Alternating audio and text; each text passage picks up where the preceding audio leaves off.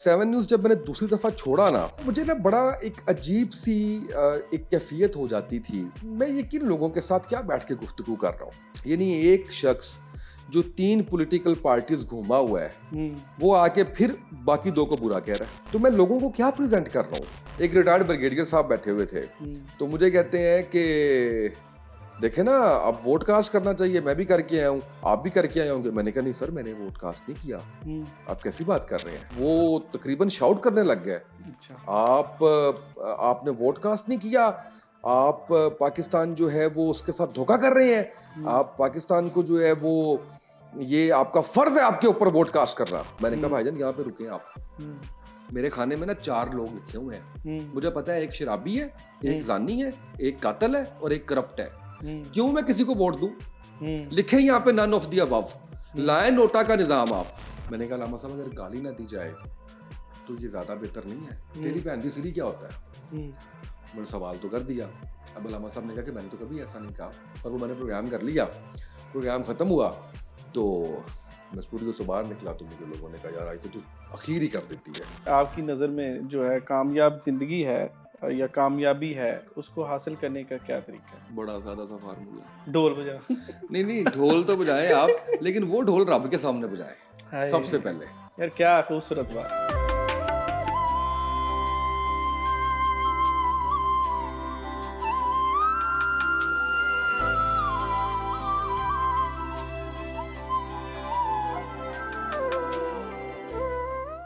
अस्सलाम वालेकुम अहबाब, अंदाज़े नजम में खुशामदीद। मैं जी नजम और आज जो हमारे मेहमान हैं उनका तारुफ कई हवालों से है। सोशल मीडिया के ऊपर देख लें, इलेक्ट्रॉनिक मीडिया के ऊपर देख लें, उन्होंने अपनी एक दाग बिठाई हुई है और आजकल पॉडकास्ट के जो है फील्ड के अंदर 1 मिलियन ट्रिलियन व्यूज़ के जो है वो हामिल हैं इनकी वीडियोस। और इस वक्त कासिम अली शाह फाउंडेशन के चीफ ऑपरेटिंग ऑफिसर हैं, इंजीनियर भी हैं, डॉक्टर भी हैं और गुफ्तगू कर कर के इतने माहिर हो चुके हैं, अब बाबों को भी जो है ये मात दे सकते हैं। और मैं कहता हूँ कि इनसे हर तरह से हम गुफ्तगू कर सकते हैं। तो आइए कुछ एक्सप्लोर करने की कोशिश करते हैं। मेरी मुराद जनाब उसामा तैयब। अस्सलाम वालेकुम। वालेकुम सर, कैसे कैसे हैं? हो उसामा भाई? अल्लाह का शुक्र, बिल्कुल ठीक। आप ठीक हैं? खैरियत से हैं? मैं बिल्कुल ठीक ठाक। आपको पहले अंदाज़े नजम में खुशामदीद। भाई नजम भाई फेलो बड़ा स्टूडियो में आपको कैसा आके लगा? बड़ा अच्छा लग रहा है मुझे, और मैं आपका काम देखता रहता हूँ। सोशल मीडिया पे भी बड़ा रेगुलरली मैं आपको फॉलो करता हूँ, और अब से नहीं, उस वक्त से जब से आपकी मेरी मुलाकात नहीं हुई थी, हुँ, तो मुझे बड़ा अच्छा लगता था कि अदब के हवाले से, शायरी के हवाले से आपने बड़े शानदार लोगों को इकट्ठा किया हुआ है, एक प्लेटफॉर्म दिया हुआ है, फिर आपका पॉडकास्ट जो है वो सुनने का, देखने का मौका मिलता था। तो यकीन जानिए कि बड़ा अच्छा लगता है कि अदब के साथ जो लोग जुड़े हुए हैं और जोड़ने की कोशिश कर रहे हैं, अल्लाह आपको जज़ाए खैर दे और इस काम में मज़ीद अल्लाह बरकत डाले। अच्छा, मुझे एक चीज़ जो है मैंने पढ़ी है तो मुझे बड़ी अजीब से, एक इंजीनियरिंग से होते-होते आप पॉडकास्ट की तरफ आ गए, फिर इलेक्ट्रॉनिक मीडिया, ये कुछ है छोड़ भी दें हम जैसे लोगों के लिए आप? मेरे असल में ना अब्बा इंजीनियर हैं, अच्छा, तो उन्होंने कहा कि तुमने इंजीनियरिंग ही करनी अच्छा है। यानी फरमाइशी डिग्री थी। फरमाइशी डिग्री थी। तो मैंने उनको कहा कि चलें ठीक है, मैं इंजीनियरिंग कर लेता हूँ, लेकिन गुजारिश आपसे ये है कि इंजीनियरिंग कर लूँगा लेकिन नौकरी नहीं करूँगा अपनी फील्ड में। अच्छा, तो उन्होंने कहा कि हाँ ठीक है, बिल्कुल सही है, हुँ, तुम कर लो। तो मैंने इंजीनियरिंग कर ली। अब जब मैंने इंजीनियरिंग कर ली तो मैंने कहा जी अब हम ओके, हम फ्री नाउ। तो ही सेड कि हाँ ठीक है। हुँ, अच्छा, मैं ये समझता हूँ कि वो बड़ा अच्छा उनका डिसीजन था इंजीनियरिंग करवाने का, क्योंकि आप जब कोई भी प्रोफेशनल डिग्री किसी यूनिवर्सिटी में करते हैं तो उससे आपका जहाँ पे ग्रूमिंग हो रही होती है, जहाँ पे आपके लिंक्स डेवलप हो रहे होते हैं, वहाँ पे आपका कॉन्फिडेंस लेवल भी एक वो होता है कि यार कुछ स्किल है आपके पास, बिल्कुल ठीक, बिल्कुल ठीक। कहीं ना कहीं कुछ ना कुछ रब मौका देगा तो कर ही लेंगे। तो वो मैंने इंजीनियरिंग कर ली, फिर मुझे मीडिया का था और मैं उसमें मीडिया में आ गया। फिर मैंने कहा अब इंजीनियरिंग की है, थोड़ा सा पढ़ा, कुछ कुछ कर लूँ इसके अंदर। हुँ, तो कम्युनिकेशन का था शुरू से ही, तो मैंने पढ़ाना शुरू कर दिया इंजीनियरिंग को। 4 साल मैंने विजिटिंग में पढ़ाया यूएमटी में, और पैरेलल मेरी जो है वो एंकरिंग और ये सारा चल रहा था। या आगे भी चलूं, ये कि यहाँ तक ही बता रहे हैं? हाँ, आपका ज़ाहिर है हम चाहेंगे तारुफ जो तो है लोगों से, पर उसमें लोगों के तारुफ आप पहुंचा पहुंचा के जो है ना, अब आज का आपका भी तारुफ होना चाहिए ना दोस्तों तो को। उसमें ये था कि वो सिलसिला चलता रहा एक मीडिया का, और मीडिया का जब सिलसिला चलता रहा तो मैं 2019 में, मुझे 9 साल हो गए थे मीडिया में, जबरदस्त। और मैं उसमें आप समझ लीजिए कि बड़े बेहतरीन चैनल्स का भी हिस्सा रहा। यकीनन न्यूज़ और वन और पता नहीं उसमें जितने जो है मेन वो, स्ट्रीम चैनल। उसमें फिर हुआ ये कि मैं 7 न्यूज़ में था, और 4 साल मैंने वहाँ गुजारे 7 न्यूज़ में। सही। 2019 आ गया तो मुझे चेयरमैन साहब ने बुलाया, उमर नज़र शाह साहब बड़े शानदार हम्म। आदमी हैं। तो उन्होंने कहा कि हालात नहीं है अब हम्म। मीडिया के, और आप मेरे वो हो हाईली पेड एंकर हो, अच्छा। मैं अब ना अफोर्ड नहीं कर पाऊंगा। हम्म। मैंने कहा बिल्कुल ठीक है, ओके हो गया सर, बड़ा अच्छा वक्त गुजरा आपके साथ, बड़ा अच्छा हम्म। लगा, कहा सुना माफ़ कीजिएगा। अच्छा, मैंने बड़े कम लोग ऐसे देखे, खासकर इदारों के चेयरमैन, वो इतने वरीड थे मेरे लिए कि उन्होंने वहाँ पे बैठे बैठे उस वक्त ताहिर खान साहब होते थे, न्यूज़ वन के मालिक होते थे, उनको कॉल की, हम्म। एक अब तक वालों को कॉल की कि यार मेरा ना मेन जो एंकर है ना, मैं नहीं अफोर्ड कर पा रहा, आप देखें कोई प्रोग्राम दें, कुछ करें। होता यानी नहीं है, उन्होंने आगे भी जो है। ऐसा होता नहीं है, मोस्टली ऐसा हाँ। होता नहीं है, तो खैर अल्लाह उनको खुश रखे। अच्छा, मेरे पास था जी 6 जनवरी तक टाइम, ठीक है। यानी 1 माह के नोटिस पे था मैं। हम्म। और उसमें अब क्योंकि मैं जैसे इंजीनियरिंग, तो फिर मैंने एमबीए भी कर लिया। बिल्कुल जब ठीक। मैंने एमबीए किया तो एमबीए में ना एक वर्कशॉप मैंने पढ़ी थी। हम्म। उस वर्कशॉप में मुझे ये सिखाया गया कि जब आपके पास नौकरी ना हो हम्म। तो तकिए गीले ना करें, सही। ढोल बजाएं। क्या बात है। तो मैंने ढोल बजाना शुरू कर दिया। हम्म। जिससे भी मैंने मिलना, मैंने कहना कि जी मैं यहाँ पे नोटिस सर्व कर रहा हूँ, नोटिस पीरियड सर्व कर रहा हूँ, तो मेरे पास नौकरी नहीं है। हम्म। ये करते करते जमशेद इकबाल चीमा साहब मेरे प्रोग्राम में आए, प्रोग्राम चल रहा था, 6 जनवरी बिल्कुल तक का ठीक है। टाइम था, तो मैंने ढोल बजा दिया उनके सामने हम्म। भी। अच्छा, मैंने जब ढोल बजाया तो ही सेड के आप मैं बात करता हूँ फवाद चौधरी साहब से। सही। फवाद चौधरी साहब उस वक्त इंफॉर्मेशन मिनिस्टर थे, ये पीटीआई में है ना। पीटीआई में। 19 की बात बिल्कुल बता रहा हूँ ठीक ना। है। तो मैंने कहा अच्छा, वो आपकी बात मान लेंगे, हम्म। आपके पास जॉब नहीं है तो आप होते ही हो ना, नेचुरली आपका वो है। डेफिनेटली। तो ही सेड के मैंने कभी काम कहा नहीं है लेकिन मैं कहूँगा। हम्म। मैंने कहा अच्छा, आप ना कॉर्पोरेट वगैरह में भी देख लीजिएगा, मैंने इंजीनियरिंग की हुई है, एमबीए किया हुआ है। ठीक है। उन्होंने मेरा ऐसे करके हाथ पकड़ा हम्म। और कहते हैं अच्छा हो यार, जो मैं करना है परास्ते करना है, हम्म। तू बिल्कुल परेशान ना हो, ऐसे करके तो वो चले गए।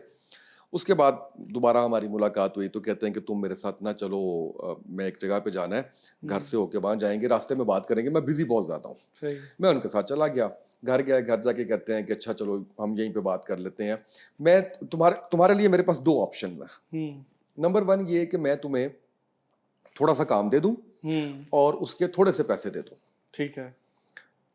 तो ये गैप अरेंजमेंट होगा और तुम साथ साथ अपने मीडिया में जॉब ठीक ढूंढते है। रहना। ठीक। दूसरा ये है कि कभी एचआर में काम किया है?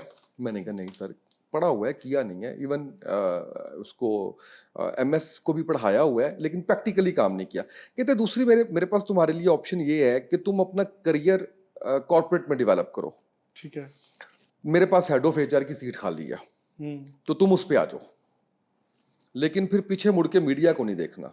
हम्म। मैं थोड़ा सा ना ऐसे करके मैंने कहा सर मैंने ना 9 साल गुजारे हुए हैं, बात मुझे आपकी बड़ी समझ आ रही है। हाँ।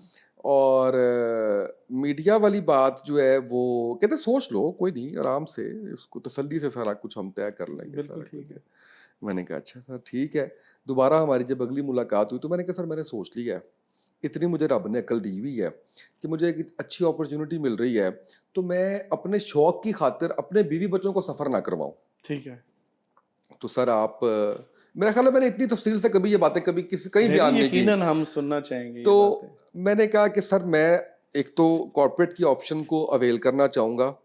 मीडिया का मेरे से ये सुन लीजिए, आपकी कंपनी में लोग रात को कोई जिम वगैरह नहीं करते, कोई वॉक शॉक नहीं करते, कोई घूमते फिरते नहीं है, कोई एक्टिविटी होती है? कहते हैं हाँ, क्या कहना क्या चाह रहे हो? मैंने कहा अभी तो मेरे पास है ही कुछ नहीं है, लेकिन किसी ने कोई 7-8 की स्लॉट दे दी तो आपको कोई इतराज़ है? कहते नहीं, मुझे तुम 9 to 5 चाहिए, उसके बाद जो मर्जी करो। बिल्कुल सही है। मैंने कहा ठीक है, चलो फिर कल तुम आ जाओ फैक्ट्री, तो वहाँ पे हम जो है ना वो सारे मामला तय कर लेते हैं। ठीक है। मैं फैक्ट्री चला गया और ये तारीख है 7 जनवरी। हम्म। 6 जनवरी लास्ट वर्किंग डे और 7 जनवरी की ये तारीख है। बिल्कुल सही। मतलब मैं कहता हूँ कि मैं जितना भी अल्लाह का शुक्र अदा करूँ वो कम है कि मुझे उस तरह से वो चैलेंज, उस तरह से क्या वो चैलेंज फेस करने नहीं पड़ा कि जॉब नहीं है। तो मैं गया तो मुझे कहते हैं सैलरी कितनी है, मैंने सैलरी बताई और गाड़ी है, मैंने कहा नहीं गाड़ी नहीं है। कंपनी की गाड़ी है, मैंने कहा नहीं कंपनी की गाड़ी नहीं, मैं अपनी गाड़ी जो है वो यूज़ करता हूँ। तो मुझे ना पेपर, वो इतने अजीम इंसान, आप अंदाज़ा करें कि मुझे कह रहे हैं सैलरी कितनी है, जॉब नहीं है मेरे पास, और जितनी मैं सैलरी बता रहा हूँ ना एग्जैक्ट वो फिगर लिख के और 7,000 cc गाड़ी लिख के मुझे कहते हैं मैं आपको ये ऑफर कर सकता हूँ, आप सोच लें कि हम इस पे काम कर सकते हैं या नहीं।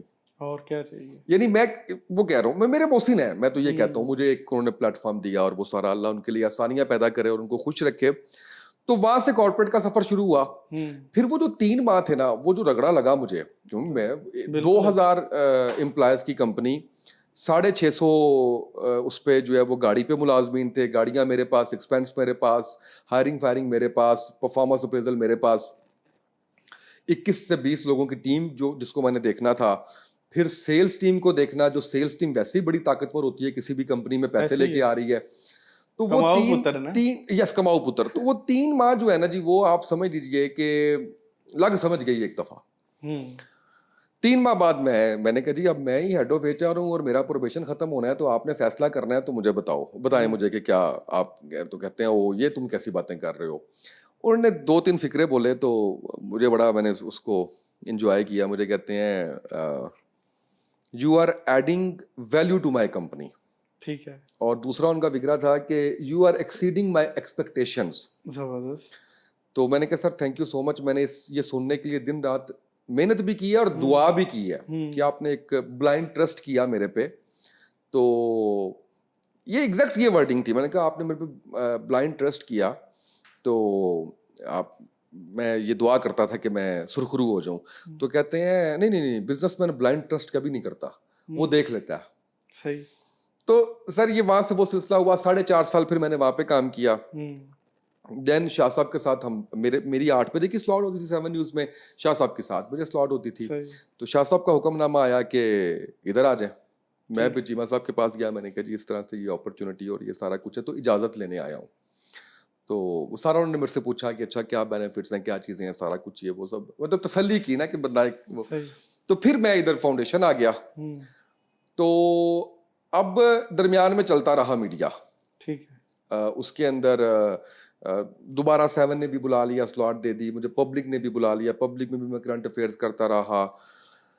अब उसमें हुआ ये कि 7 न्यूज़ जब मैंने दूसरी दफ़ा छोड़ा ना, आप ये मैं वही कह रहा हूँ कि मैंने शायद इससे पहले ये बातें की नहीं है, वो मुझे ना बड़ा एक अजीब सी एक कैफियत हो जाती थी कि मैं पॉलिटिकल प्रोग्राम्स कर रहा हूँ और मैं ये किन लोगों के साथ क्या बैठ के गुफ्तगू कर रहा हूँ। यानी एक शख्स जो 3 पॉलिटिकल पार्टीज घूमा हुआ है, वो आके फिर बाकी 2 को बुरा कह रहा है। तो मैं लोगों को क्या प्रेजेंट कर रहा हूँ, मैं इन लोगों को क्या बता रहा हूँ। ये अब मैं नाम नहीं लूंगा, आप भी जानते हैं, सारे मुनासिब नहीं है नाम लेना। यानी आप जब उस पार्टी में होते हैं तो आप उसके सदर की, उस पार्टी के चेयरमैन की आप तारीफों के पुल बांध रहे होते हैं, अगले दिन आप पार्टी चेंज कर लेते हैं। फिर ये है कि जिसकी हुकूमत आई है उसने पिछले को बुरा कहना है, जिसका वो है। तो मुझे लगा कि यार ये मुझे लग रहा है मैं लोगों को धोखा दे रहा हूँ। आपको कहीं लगता है कि अखलाकी मैयार नहीं है हमारे साथ? इखलाकी तो सर है ही नहीं है, मुझे लगता है हम करप्शन कर रहे हैं ये भी, जो मीडिया पे बैठ के हम गुफ्तगू कर रहे हैं। तो मैंने खैर सर वो रिजाइन लिखा, मैंने कहा कि मैं नहीं करना चाह रहा। मेरा सिलसिला इसमें कॉर्पोरेट में बड़ा अच्छा हो गया अल्हम्दुलिल्लाह, चीज़ें बड़ी अच्छी उस पर रब ने करम कर दिया। तो तकरीबन कोई 2.25 साल पहले मुझे क्रेविंग हुई। अब आपने वो सोशल मीडिया भी कहा और वो मैं सारा अभी कहा। सवाल में रख के बैठा हूँ, आप सवाल कर लें, अब मेरे सवाल भी अब आप मेरा सवाल कर लेने लें। दे। अब मैं अंदाज़े नजम के कप में जो है वो पानी पीऊंगा। अच्छा, पहले तो मुझे ये बताएं, हम पहले इलेक्ट्रॉनिक मीडिया से बाद में आएंगे सर। इलेक्ट्रॉनिक मीडिया के ऊपर आपने जो भी बात की है, आपको नहीं लगता कि अब आर्गुमेंट नहीं है, अब डिफेंड करने के चक्कर में सिर्फ शोरोगुल हो रहा है वहां पे? पता क्या होता है, मैं आपको बताता हूँ। एक आप मेरे मेहमान हैं, आपका ताल्लुक फ़र्ज़ करें पाकिस्तान तहरीक-ए-इंसाफ से है। हुँ, एक मेरे ये मेहमान बैठे हुए हैं, इनका ताल्लुक पाकिस्तान मुस्लिम लीग नून से है। हुँ, तो इनको मैंने कहा कि मुझे ये बताएँ कि आप इतनी महँगाई कर रहे हैं, हुँ, आप इतनी बेरोज़गारी आपके दौर के अंदर है, आप हुक्मरान हैं, हुँ, सेहत की सहूलियात नहीं है, टैक्स आप अपना देखें आपने कितने किस-किस जगह पे टैक्स लगाए हुए हैं। आम आदमी को आप क्या दे रहे हैं? हुँ, नींद नहीं आती आपको रात को? हुँ, जब कोई भूखा सोता है, तो आपका आपका दिल नहीं दहलता कि हुँ, ये सवाल होगा आपसे? हुँ, आप कोई बाय चांस नहीं बन गए हुक्मरान, बिल्कुल। आप बाय चॉइस बने हैं। हुँ, आपने ये दावा किया है कि मैं ये मसाइल हल करूँगा। हुँ, तो सर वो पता है मुझे क्या कहेगा?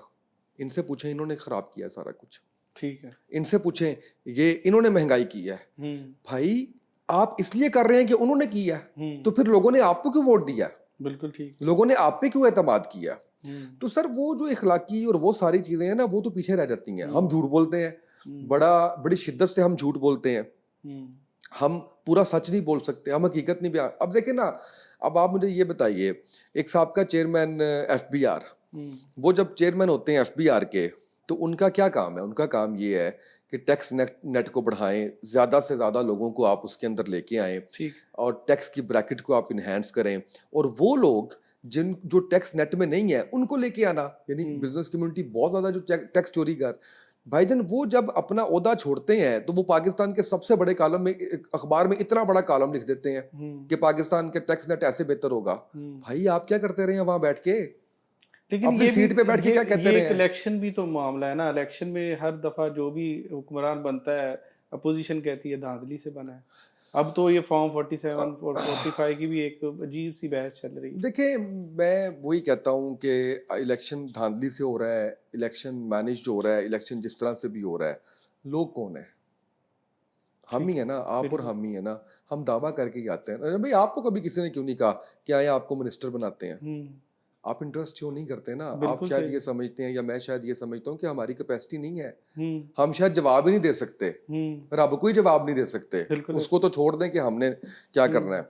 तो हमें कोई क्यों नहीं कहता? सर हुँ, लोग तो सारे वही हैं ना, जो ये दावे करते हैं कि हम पाकिस्तान के हालात ठीक कर देंगे। बिल्कुल सही है। जो लोगों के पास जाके वोट मांगते हैं और कहते हैं कि आपके मसाइल हल कर देंगे, और फिर 5 साल तक शक्ल नहीं दिखाते। हुँ, लोग तो सारे के सारे वही हैं ना। हुँ, तो इलेक्शन अगर आपका धांधली ज़्यादा है या कुछ भी है, तो उसके बेनिफिशियरी कौन है? कौन ऐसा है इस वक्त हुँ, जो इस निज़ाम का बेनिफिशियरी नहीं है और वो सियासत में है? कोई ठीक एक है। नाम मुझे आप बता दें, चंद एक को छोड़ दें आप। और ये भी होता है ना कि पूरी फैमिली में मुख्तलिफ पार्टीज ज्वाइन की होती हैं, यस, चलो जिसकी भी हुई उसकी है जिसकी जो भी हुई, एग्जैक्टली हम इक़्तिदार में तो हम रहेंगे। इक़्तिदार में तो रहेंगे। हुँ, तो लिहाजा ये सिस्टम के ऊपर बात करना या वो बात करना, ये सारे सर बेनिफिशियरी हैं सिस्टम के। सिस्टम क्यों नहीं चेंज होता? मुझे एक दिन, मैं एक प्रोग्राम में बैठा हुआ था, एक रिटायर्ड ब्रिगेडियर साहब बैठे हुए थे, हुँ, तो मुझे कहते हैं कि देखे ना, अब वोट कास्ट करना चाहिए, मैं भी करके आया हूँ, आप भी करके आए होंगे। मैंने कहा नहीं सर, मैंने वोट कास्ट नहीं किया। हुँ, आप कैसी बात कर रहे हैं? तो वो बड़ा जज्बाती हो गया, हुँ, वो तकरीबन शाउट करने लग गए, अच्छा, आपने वोट कास्ट नहीं किया, आप पाकिस्तान जो है वो उसके साथ धोखा कर रहे हैं, हुँ, आप पाकिस्तान को जो है वो, ये आपका फर्ज है आपके ऊपर वोट कास्ट करना। ठीक है। आप और यूथ ऐसी बात कर रही है, मैं तसव्वुर नहीं कर सकता था आपसे। मैंने कहा हुँ, भाईजान यहाँ पे रुके आप, हुँ, मेरे खाने में ना 4 लोग लिखे हुए हैं। हुँ, मुझे पता है एक शराबी है, हुँ, एक जानी है, एक कातिल है और एक करप्ट है। हुँ, क्यों मैं किसी को वोट दूं? हुँ, लिखे यहाँ पे नन ऑफ द अबव। हुँ, लाए नोटा का निजाम आप, जो हुँ, जो इवन आपके हमसाया मुल्क जिसकी आप बात करते हैं, भारत, उसकी पता नहीं कितनी रियासतों के अंदर है। हुँ, नल अलवाइड उठा के सारों को बाहर फेंके जिन लोगों को लोगों ने नोटा कर दिया, और हुँ, उसके बाद नए लोग आएंगे, फिर वोट दूंगा मैं। फिर आप ये सवाल करेंगे मेरे से कि तुम वोट क्यों नहीं देते? आप बिल्कुल मुझे सही। ऑप्शन क्या दे रहे हैं? हुँ, आप एक चोर दे रहे हैं, एक शराबी दे रहे हैं, एक जानी दे रहे हैं, एक करप्ट दे रहे हैं और एक हुँ, कातिल दे रहे हैं, और आप मुझे कह रहे हैं कि इनको वोट दो। हुँ, तो कहने का मकसद ये है कि क्यों नोटा क्यों नहीं आता? हुँ, मैंने सर ये आपके सारे मिनिस्टर से पूछा हुँ, इलेक्शन कैंपेन के दौरान 2018 की। सही। मैंने कहा क्यों नहीं लेके आते? नहीं नहीं नहीं, हमें उसकी जरूरत नहीं है। भाई हुँ, इसलिए जरूरत नहीं है कि आपको पता है आपको किसी ने वोट नहीं देना, सही। आपको उड़ा के रख देना सारों ने। हुँ, तो सर हमारे सिस्टम को अगर ठीक करना है ना, तो उसके लिए कोई बहुत बड़ा ऑपरेशन करने की जरूरत नहीं है। हुँ, छोटी छोटी फाइन ट्यूनिंग्स करनी है, और उसके लिए सिर्फ आपकी नीयत और आपकी ऑनरशिप की जरूरत है। बिल्कुल इसके ठीक है। अलावा किसी चीज की जरूरत नहीं है। चलें अब हम बढ़ते हैं जो अभी अब पॉडकास्टिंग की तरफ हमने जाना है। तो मुझे बताइए कि आप इलेक्ट्रॉनिक मीडिया के ऊपर एक इतना अच्छा काम करते हुए आपने वजह बता दी है किन वजूहात की बेस पे आपने छोड़ा, लेकिन वो इतना अच्छा सेटअप आप छोड़ के सोशल मीडिया की तरफ आ गए, दुनिया उधर भागती है, आप उल्टी दिशा में भागे, इसकी क्या वजह है? अच्छा, मैं जब मैंने छोड़ दिया 7 न्यूज़, उसके बाद मैं अब अपना काम कर रहा हूँ, कासिम अली शाह फाउंडेशन में हूँ। बिल्कुल ठीक है। और अब तकरीबन उसमें आप समझ लीजिए कि कोई साल डेढ़ 2 साल गुजर गए हैं और मैं किसी टीवी चैनल का हिस्सा नहीं हूँ। बिल्कुल ठीक है। और उससे पहले आप कहें कि मैं कोई 10-12 साल जो है वो करता रहा हूँ, तो मुझे ना क्रेविंग होना शुरू होगी कि यार ठीक है। बोलना चाहिए, कुछ करना चाहिए, कुछ कुछ तो करना चाहिए। तो मैंने देखा कि वो पॉडकास्ट हाफिज अहमद साहब का बड़ा अच्छा जा रहा था, अच्छा। नादिर अली साहब का बड़ा अच्छा जा रहा था। तो मैंने अब अपने आप को ना मैसेज देना शुरू कर दिया कि यार पॉडकास्ट शुरू करना है। मैसेज देता गया, मैं देता गया। और पहले मैंने कैलकुलेट किया अपने आप को कि कितना को टाइम मैं दे सकता हूँ। ठीक है। और टाइम से मुराद है कि टाइम टाइम वो कितना, 1 साल का अरसा, 2 साल का अरसा ठीक है। कितना में, क्योंकि आप भी इसमें हैं, आपको पता है जब पैसे भी नहीं आ रहे होते पॉडकास्ट से और व्यूअरशिप भी नहीं आ रही होती तो बड़ा एक डिमोटिवेशन सी होती है कि यार आप गेस्ट बुलवा रहे हैं, काम कर रहे हैं, तो क्या बनेगा। तो खैर मैंने घर में बेगम साहबा से मशवरा किया, घर वालों से मशवरा किया मैंने सारा, तो यही था कि कर लेना चाहिए। मैंने कहा ठीक है। अच्छा, अब करना कैसे है, ना इक्विपमेंट है ना वो है, और इन्वेस्ट भी मुझे लगता था कि मैं नहीं इस पोजीशन में नहीं हूँ कि मैं कोई इसमें कोई आप देखें ना कि 18-20 लाख रुपया लगा के कोई सेटअप बनाऊँ, कोई कैमराज, कोई ये वो ज़ाहिर सारा है। कुछ जो है। तो मैंने वो फिर ढोल बजाना शुरू कर दिया ये अच्छा है कि वैसे। हाँ, मैंने ढोल बजाना शुरू ये कर अच्छी दिया। तकनीक आज मैं सीख रहा हाँ, हूँ मैं आपसे। ये बड़ा बड़ा फायदा है। तो मैंने ढोल बजाना शुरू कर दिया कि मैंने पॉडकास्ट करना है यार, कोई बताओ कैसे करें शुरू, क्या करें। हाँ। तो वो करते करते मेरे एक दोस्त हैं, तो उन्होंने कहा यार एक लड़का है, हम्म। उसके पास ना इक्विपमेंट है, ठीक है। तो ऐसे करो कि उसके साथ ना डील कर लो। जो पैसे आएंगे ना वो 40% उसके और 60% तुम्हारे, ठीक है। तुम उसे पर मंथ नहीं दोगे। मैंने कहा हाँ यार ठीक है। उस लड़के से जब मैंने मुलाकात की और सारी बात की तो उसने कहा कि हाँ ठीक है, लेकिन 40% का मतलब ये है कि आप डायरेक्ट इनडायरेक्ट हर इनकम में से 40% देंगे, सही। जिसका ताल्लुक पॉडकास्ट से होगा। फॉर इंस्टेंस आप मार्केटिंग का कोई गेस्ट बिठा रहे हैं तो वो आपको जितने पैसे देगा आप 40% मुझे देंगे। ठीक। थोड़ा सा मुझे हुआ कि अच्छा ये ज़्यादा बड़ी वो हो रही है, उसमें जा रही है बात, लेकिन मैं देखने में शुरू में तो लग रहा होता कि थोड़ी सी चीज है, हाँ लेकिन बाद में हाँ जब फैलती है तो फिर। यस, मैंने कहा अच्छा, मैंने कहा ओके हाँ। डन, ठीक है। उसने कहा आपको स्पॉन्सर मिलेगा, लोगों का कुछ भी मिलेगा, उसमें से भी आप। मैंने कहा बस खत्म होगी ना बात। तो मैंने कहा कि अच्छा अब ये देखो कि तुम कैलकुलेट कर लो अपने आप को, क्योंकि मैं 2 दफ़ा ट्राई कर चुका हूँ सोशल मीडिया चलाने की। तो एक बार तो मैं नाकाम हुआ था, दूसरी बार ये था कि वो मेरी वाइफ ने शुरू किया था, तो she was in a family process, तो फिर वो उसकी तवज्जो चली गई तो मेरी भी चली गई, मुझे फिर एक चैनल ने बुला लिया तो मैंने उसको छोड़ दिया। ठीक है। तो तुम कैलकुलेट कर लो कर पाओगे, ये एक सबर आजमा काम है। उसने कहा नहीं नहीं मसले को नहीं है। हमने शुरू कर दिया करना। अच्छा, मैंने जितने मेरे पास हाई प्रोफाइल गेस्ट थे ना वो सारे मैंने लाइन अप करके तो रिकॉर्ड करना शुरू कर दिया।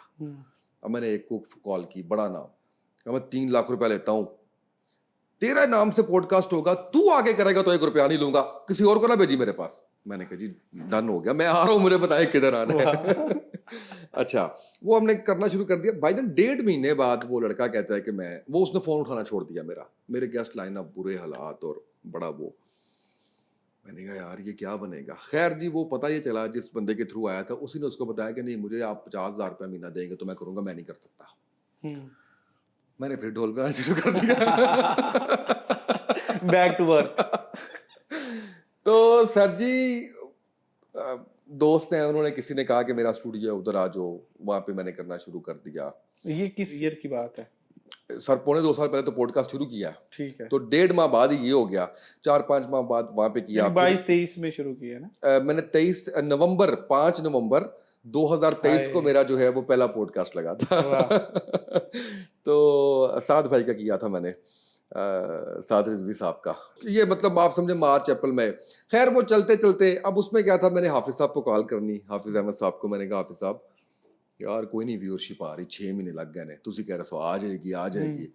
जावेद साहब ने कहना कि आएगी आएगी, परेशान नहीं होना, कंसिस्टेंसी नहीं छड़नी, ये लगा रहा ये साहब भाई लगे रहो, आएगी आएगी। मैं कहना साल टप जावे रब दे हुक्म दे नाल मैनू फड़ लिया जे आके। अच्छा मैं 8 महीने लगे, फिर मैं क्या हाफिज साहब कोई नहीं आ रही यार, कहते नहीं लगा रहा। वो मैं इसलिए हाफिज साहब का जिक्र करता हूँ, उन्होंने बड़ा मोटिवेट किया। फिर मुझे बड़े अच्छे नजम मजारी साहब हैं, इसके चिल्तन प्योर के सीईओ हैं, उनका मुझे फीडबैक का मैसेज आता था कि भाईजान बड़ा मजा आया आज आपका पॉडकास्ट देखा है। सही है। अच्छा वो जब मैंने देखा ना कि 3-4 माह गुजर गए हैं तो 2-3 माह से उनका मैसेज नहीं आया, मैंने फ़ोन कर दिया, मैंने कहा अब नहीं देखते आप। यानी आप ना बहाने ढूंढते हैं अपने आप को मोटिवेट करने के, डेफिनेटली कि यार कोई बंदा देख रहा है, कोई सुन रहा है, या बस ऐवी लगे हुए हैं ऐसी। क्योंकि अगेन के पहले स्टार्ट में तो पैसे पुसे नहीं आते उस तरह से। तो खैर सर वो चलते चलते आज पूरे 2 साल हो गए हैं अल्हम्दुलिल्लाह, और बड़ा ही करम है अल्लाह का अल्हम्दुलिल्लाह। ये हाफिज अहमद साहब का बड़ा अहम सवाल होता है, मैंने कहा मैं भी आज कर देता यार वो ना इसका जवाब जिस भी कंटेंट क्रिएटर से पूछते हैं ना, वो कहता है, कोई कहता है यार एक छोटी गाड़ी निकल आती है कोई कहता है 1-2 मोबाइल आईफोन निकल आते हैं, तो मेरे ख्याल कोई 1-2 मोबाइल निकल आते हैं अल्हम्दुलिल्लाह अल्हम्दुलिल्लाह। अच्छा मुझे बताएं कि आपकी नज़र में जो है कामयाब जिंदगी है या कामयाबी है, उसको हासिल करने का क्या तरीका है? बड़ा सादा सा फार्मूला है, ढोल बजा नहीं ढोल तो बजाएं आप, लेकिन वो ढोल रब के सामने बजाएं सबसे पहले। यार क्या खूबसूरत बात। ढोल जरूर बजाएं, लेकिन वो रब सबसे पहले ना उधर उधर रुख करें। ठीक है। और उसके बाद देखिए आप जो सोचते हैं ना वो भी रब सुन रहा है, उस सोच में आप चाह कर रहे हैं वो भी रब सुन रहा है, आप बैठे हुए हैं और आप परेशान हैं वो भी रब सुन रहा है। तो जितना आप रब को सुनाई जाएंगे ना, अच्छा अब अंदाज है अपना अपना, किसी का अंदाज ये है कि वो अशफाक अहमद साहब कहते थे ना कि दुआ मांगने का तरीका जो है वो तो ढोल लगा के बैठे हो और ऐसे करके बैठे हुए हो और दुआ मांग रहे हो, तो उसने सुन लेनी है। वहाँ पे नीयत तुम्हारी इतनी है, तुम्हारा कनेक्शन इतना स्ट्रांग है कि सुन लेनी है।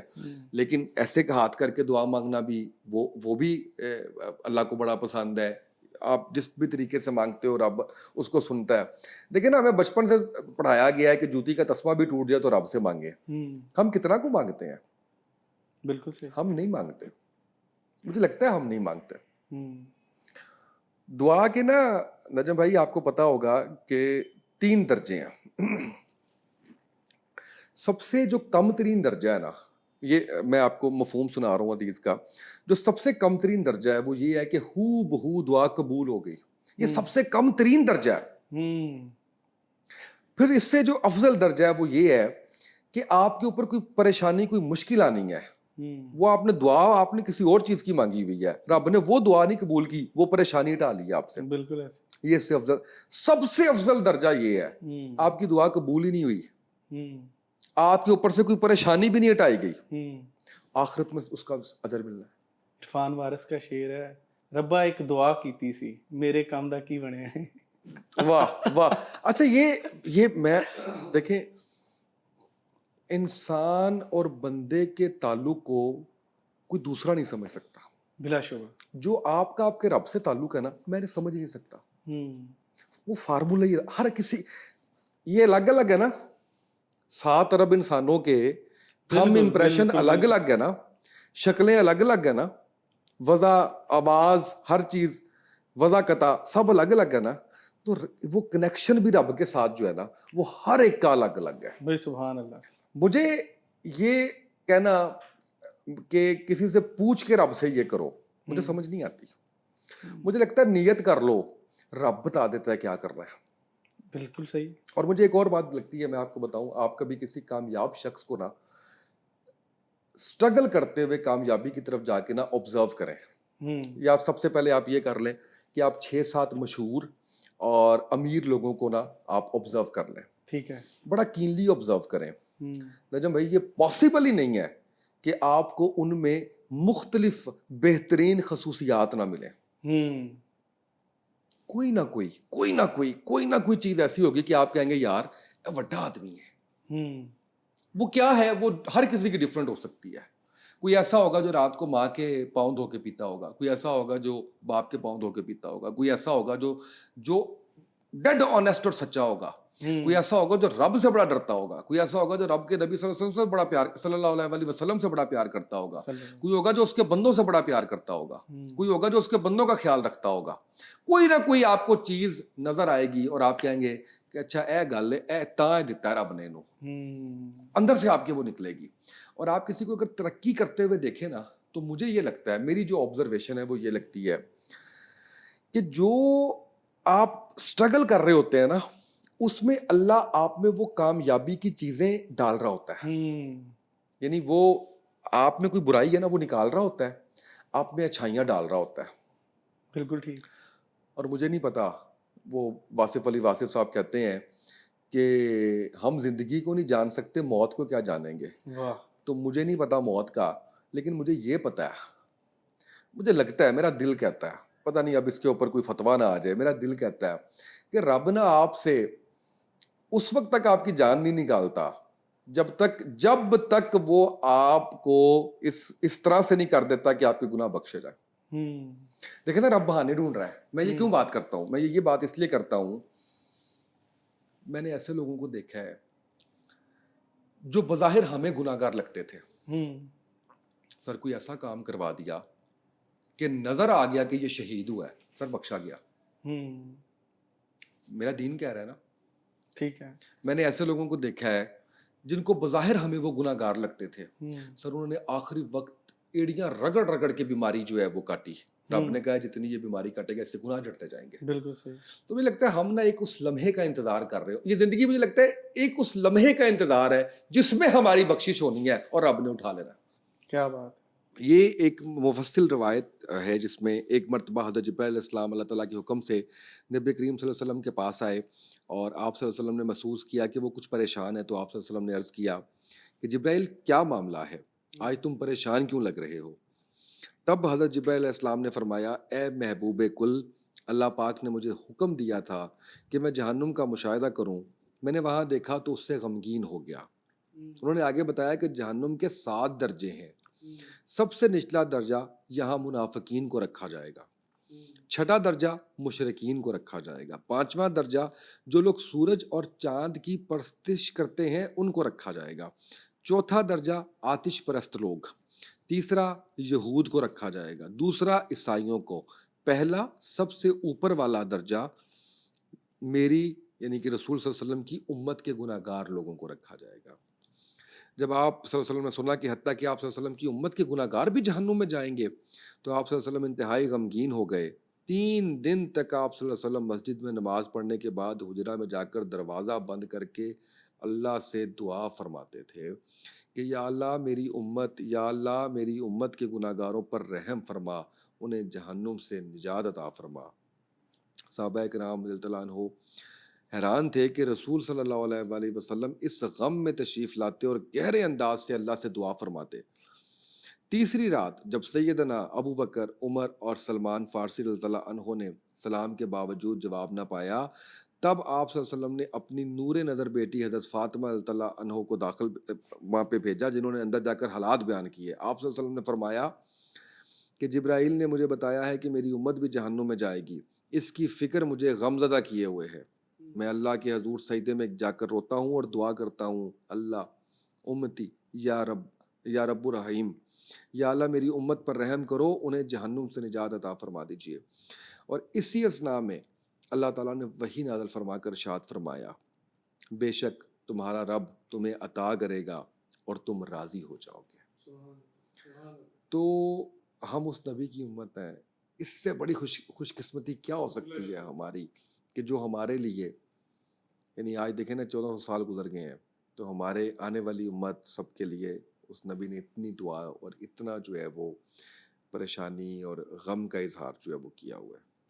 अच्छा जी उसामा भाई, 50 से ज़्यादा पॉडकास्ट आपने सेहत के मौजू के ऊपर किए हैं, अब तो आप डाइटिशियन भी बन गए हैं। बहुत सारी गलत किस्म की मिथ जो है वो इस टाइम जो है ना, वो हमें कोई पॉडकास्ट सुन लें वो कहते जी चावलों के ऊपर दही डाल के नहीं खानी है, और कहीं पे आता कहते जी तो ये तो बहुत ज़्यादा जो है वो जिस्म के लिए अच्छा है, सेहत के लिए अच्छा है और बड़ी जल्दी डाइजेस्ट हो जाता है। तो कुछ आपने जो अख्ज़ की हैं चीज़ें वो हमें ज़रा शेयर नितिन करें। भाई, आपका ताल्लुक कहाँ से है? मेरा ताल्लुक है मियाँ चन्नू के करीब है एक गाँव, एक शहर ही इकबाल नगर। तो आपने ज़िंदगी वहाँ गुजारी है? बिल्कुल गुजारी। आपका और मेरा एज ग्रुप तकरीबन सेम ही होगा, तकरीबन कम-ओ-बेश, सेम है। आगे पीछे ही होंगे।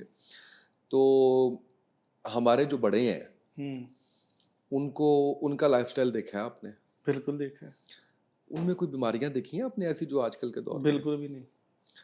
तो सर जो आपने कहा ना आइडेंटिफिकेशन, ये चावलों पे दही खा के क्या होता है या चावलों के उस पे क्या है, बड़े खाते थे हमारे? सारा कुछ कुछ हुआ था? वहीं से खा खा के कुछ तो हुआ हमने था? सीखा है। कुछ हुआ था? कुछ भी नहीं। कुछ भी नहीं। नाश्ता करते थे? सारा, मैं कहता हूँ वलों वाले पराठे डाल के घी, ठीक देसी है। घी डाल के, ओए होए होए। कुछ होता था? अब फ़र्क कहाँ पे पड़ा है? फ़र्क पड़ा है लाइफ़स्टाइल के अंदर। ठीक है। लाइफ़स्टाइल में ऐसे पड़ा है कि हम सब गाँव देहात छोटे शहरों से हम्म, जो है वो हमारा ताल्लुक़ है, और मुझे तो खैर बड़ा फ़ख्र है इस बात पे। हम्म, अच्छा, वो दौर था जिसमें ना आपके पास गाड़ी नहीं होती थी। हम्म, वो दौर था जिसके अंदर आपके पास एसी नहीं हुआ करता था। बिल्कुल ठीक है। छत पे चारपाइयाँ पड़ी होती थी, पंखे लगा करते थे। अच्छा, ये बताने की ज़रूरत ही नहीं थी उस वक़्त में। अब मैं आपको वो बातें बता रहा हूँ जो हम गलत कर रहे हैं हम्म, और जो हमें ठीक करने की ज़रूरत है। हम्म, सर, बहुत इम्पोर्टेंट चीज़ ये है कि आप अपने लाइफ़स्टाइल को ठीक कर लें। ठीक है। लाइफ़स्टाइल में इम्पोर्टेंट क्या है कि आपकी जो सोने की ब्रैकेट है, वो बड़ी इम्पोर्टेंट है। ठीक है। कोशिश करें कि 9 बजे सो जाएँ। हम्म, हद 10 बजे चले जाएँ। 10 से लेके 4 बजे, 5 बजे के दरमियान तक आपके ऑर्गन्स जो है वो ऑटोमैटिकली रिकवर कर रहे होते हैं। ठीक है। हमने नींद खराब कर ली, ये बहुत बड़ी खराबी की वजह। 12-1 बजे सोना। 12-1 बजे सोना, आपने वो ब्रैकेट ही निकाल दिया। ठीक है। और फिर या ये है कि कभी 12-1 बजे सो जाना, कभी 8 बजे सो जाना, कभी 4 बजे सो जाना, कभी इस तरह से कर देना। इसने भी इसको सारे को तबाह व बर्बाद कर दिया। ठीक है। एक बहुत बड़ी वजह ये है। दूसरा, इत्तेदाल से हम बाहर निकल गए हैं। हम्म, इत्तेदाल से कैसे बाहर निकल गए हैं? हम रोज़ पिज़्ज़ा बर्गर खा रहे हैं। ठीक है। रोज़ पिज़्ज़ा बर्गर खाना तो आपको नुकसान देगा। Hmm, once in a blue moon तो कुछ नहीं कहता। ठीक है। यानी आप ये कह लीजिए कि अगर आप महीने में 1 दफ़ा 2 दफ़ा अपनी बॉडी, मैंने कहीं पढ़ा था कि 30 साल तक अगर आपको अपनी समझ नहीं ना आई, तो इसका मतलब है आपने ज़िंदगी ज़ाया कर दी है। सही। कि कौन सी चीज़ आपको सूट करती है और कौन सी चीज़ आपके जो है वो उसके उसके जा रहा है। आज असल में इस टॉपिक पे बात क्यों हो रही है? वो इसीलिए हो रही है कि हमने चीज़ें खराब कर ली हैं। वो जो आप वल वाला पराठा कह रहे हैं, हम्म, वो कभी खा के पेट भारी हुआ था? नहीं, आज खाएँ हाँ ज़रा। आज सर, मुश्किल है। उसकी वजह ये है, गाड़ी में बैठ के जाना है, हम्म, एसी वाले दफ्तर में बैठना है, हम्म, कोई फिजिकल एक्टिविटी करनी नहीं है, खाई जाना है, खाई जाना है, खाई जाना है, खाई जाना है। तो सर वो उसने तो काम खराब करना है या नहीं करना? बिल्कुल ठीक। तो सर, जितना हम वो लाइफस्टाइल अपना सादा कर लेंगे, नींद का टाइम ठीक कर लेंगे, चीनी छोड़ देंगे, हम्म, ये तो ज़हर है ना पूरे पूरे। इसके ऊपर तो चीनी और नमक कहा जाता है। इसके ऊपर तो नमक तो ठीक है सर, नमक इतना कुछ नहीं कहता, इतना नहीं कहता वैसे जहाँ हम्म, तक। चीनी तो ज़हर है ना वैसे ही सर, उसको तो बिल्कुल वैसे ही ठीक है। निकाल दें। उसके ऊपर तो मुझे लगता है हम सबको कैंपेन करनी चाहिए कि चीनी निकाल दें, इसकी कीमतें भी ठीक हो जाएंगी। हाँ। तो चीनी निकाल दें सर।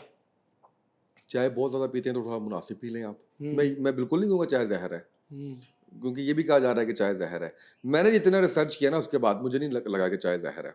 ठीक है। ज़्यादती हर चीज़ की जो है ना वो नुकसानदेह है। हम्म, उसको आपने जो है वो कंट्रोल करना है, उसको आपने ठीक करना है। अब देखिए ना, इस वक्त आप ये देखें कि 10 डाइटिशियन ये कह रहे हैं कि जनाब जो फ्रेश जूस है ना वो शराब है, शराब के इक्वल आपका जिगर खराब करता है। अच्छा।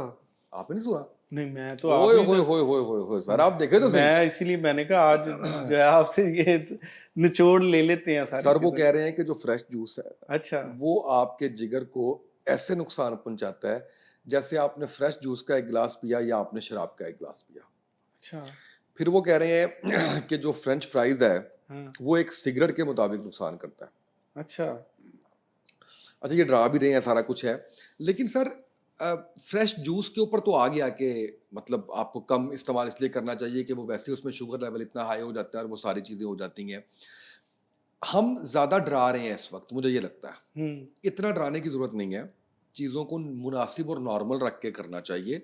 अदरवाइज़ तो मैं जब खुद भी सुन रहा होता हूँ ना तो मैं भी सर पकड़ के बैठ जाता हूँ, ऐसे करके बैठ जाता हूँ कि यार हम फिर इसका मतलब है क्या कर रहे हैं। अब तो आप यूज टू हो गए 50, लेकिन ये पहली दूसरी होगी तब तो ज़ाहिर मुझे है ये। बड़ा हैरत होती थी, मैंने 3 दफ़ा पूछा, हाँ। एक डॉक्टर साहब थे, मुझे उनका नाम याद नहीं आ रहा, मैंने कहा डॉक्टर साहब आप शराब कह रहे हैं, हाँ हाँ पक्की बात है। कहते हाँ पक्की बात है। अच्छा खैर वो मैंने देखा, वो कोई पता नहीं कितने मिलियंस में चला गया। हाँ। वो नीचे वैसे कमेंट आए हुए थे, कहते हैं अच्छा इनको डब्बे वाले जूस से जो है ना कंपनी कंपनी ने पैसे दिए हमें। यार हमने तो, अच्छा उसमें किसी ने भी नहीं कहा कि डब्बे वाला जूस जो है वो अच्छा है सेहत के अच्छा, लिए। लेकिन वैसे मैंने ये सुना है कि जो डिब्बे वाला जूस है उसकी निस्बत जो है फ्रेश जूस वो बेहतर है।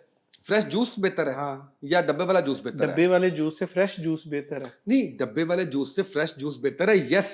अच्छा। लेकिन हमारे पता होता क्या है, आप मेरे से पूछेंगे ना तुम इस पार्टी के हामी नहीं हो, हाँ तो मैं कहूंगा नहीं। अच्छा फिर तू चोरां दे नाल रले आया है। तो उस पॉडकास्ट में कहीं पे ये नहीं कहा कि डब्बे वाला जूस बेहतरीन है या डब्बे वाला जूस इसका मुतबादल है। सिर्फ फ्रेश जूस की बात हुई थी। वो लोगों ने खुद से उसके नीचे कमेंट करना शुरू कर दिया, डॉक्टर साहब डब्बे वाले जूस की कंपनी ने पैसे देते हुए। सही है। हालांकि हमने तो डब्बे वाले जूस की, फिर मैंने दोबारा एक और डॉक्टर के साथ किया, तो मैंने कहा ये बात ठीक है, ये वाली जो शराब वाली बात है? उन्होंने कहा हाँ ठीक है। मैंने कहा चलो एक और बात भी बता दें, डब्बे का जूस बेहतर है? उन्होंने कहा इससे भी खतरनाक है। मैंने कहा सुन ले। ना मैंने पैसे लिए हुए हैं ना उन्होंने पैसे लिए हुए हैं, तो हम लोग वो करते हैं। तो सर हम ना क्योंकि अपना लाइफस्टाइल बेहतर नहीं करते, मैंने जो आइडेंटिफाई किया सर मैं आपको बता देता हूँ। जब भूख लगे तब खाएं, ठीक है। जितनी भूख लगे उससे थोड़ा सा कम, यानी पेट भरने से थोड़ा सा पहले छोड़ दें। ये तो दीन में है, हमारे मजहब के बिल्कुल अंदर है, सही। उसको छोड़ दें। वॉक करें सर, कम से कम फिजिकल एक्टिविटी या वॉक आधा घंटा आप जो है वो ज़रूर करें दिन के अंदर। रात के खाने के बाद भी हमें हुक्म दिया गया हमारे मज़हब में कि आपने चंद 10-15 मिनट से ही आप वॉक कर लें। नींद का दौरानिया अपना बेहतर कर लीजिए। और कभी कभार अगर आप फास्ट फूड खाना चाहते हैं तो कुछ नहीं कहता। रोज़ हम जो बच्चों को दे रहे हैं ना, हमारा प्रॉब्लम क्या है? हमारा प्रॉब्लम ये है, घर में खाना नहीं बन रहा। घर में खाना क्यों नहीं बन रहा? ये जरा रोशनी उसके ऊपर भी डाल दें।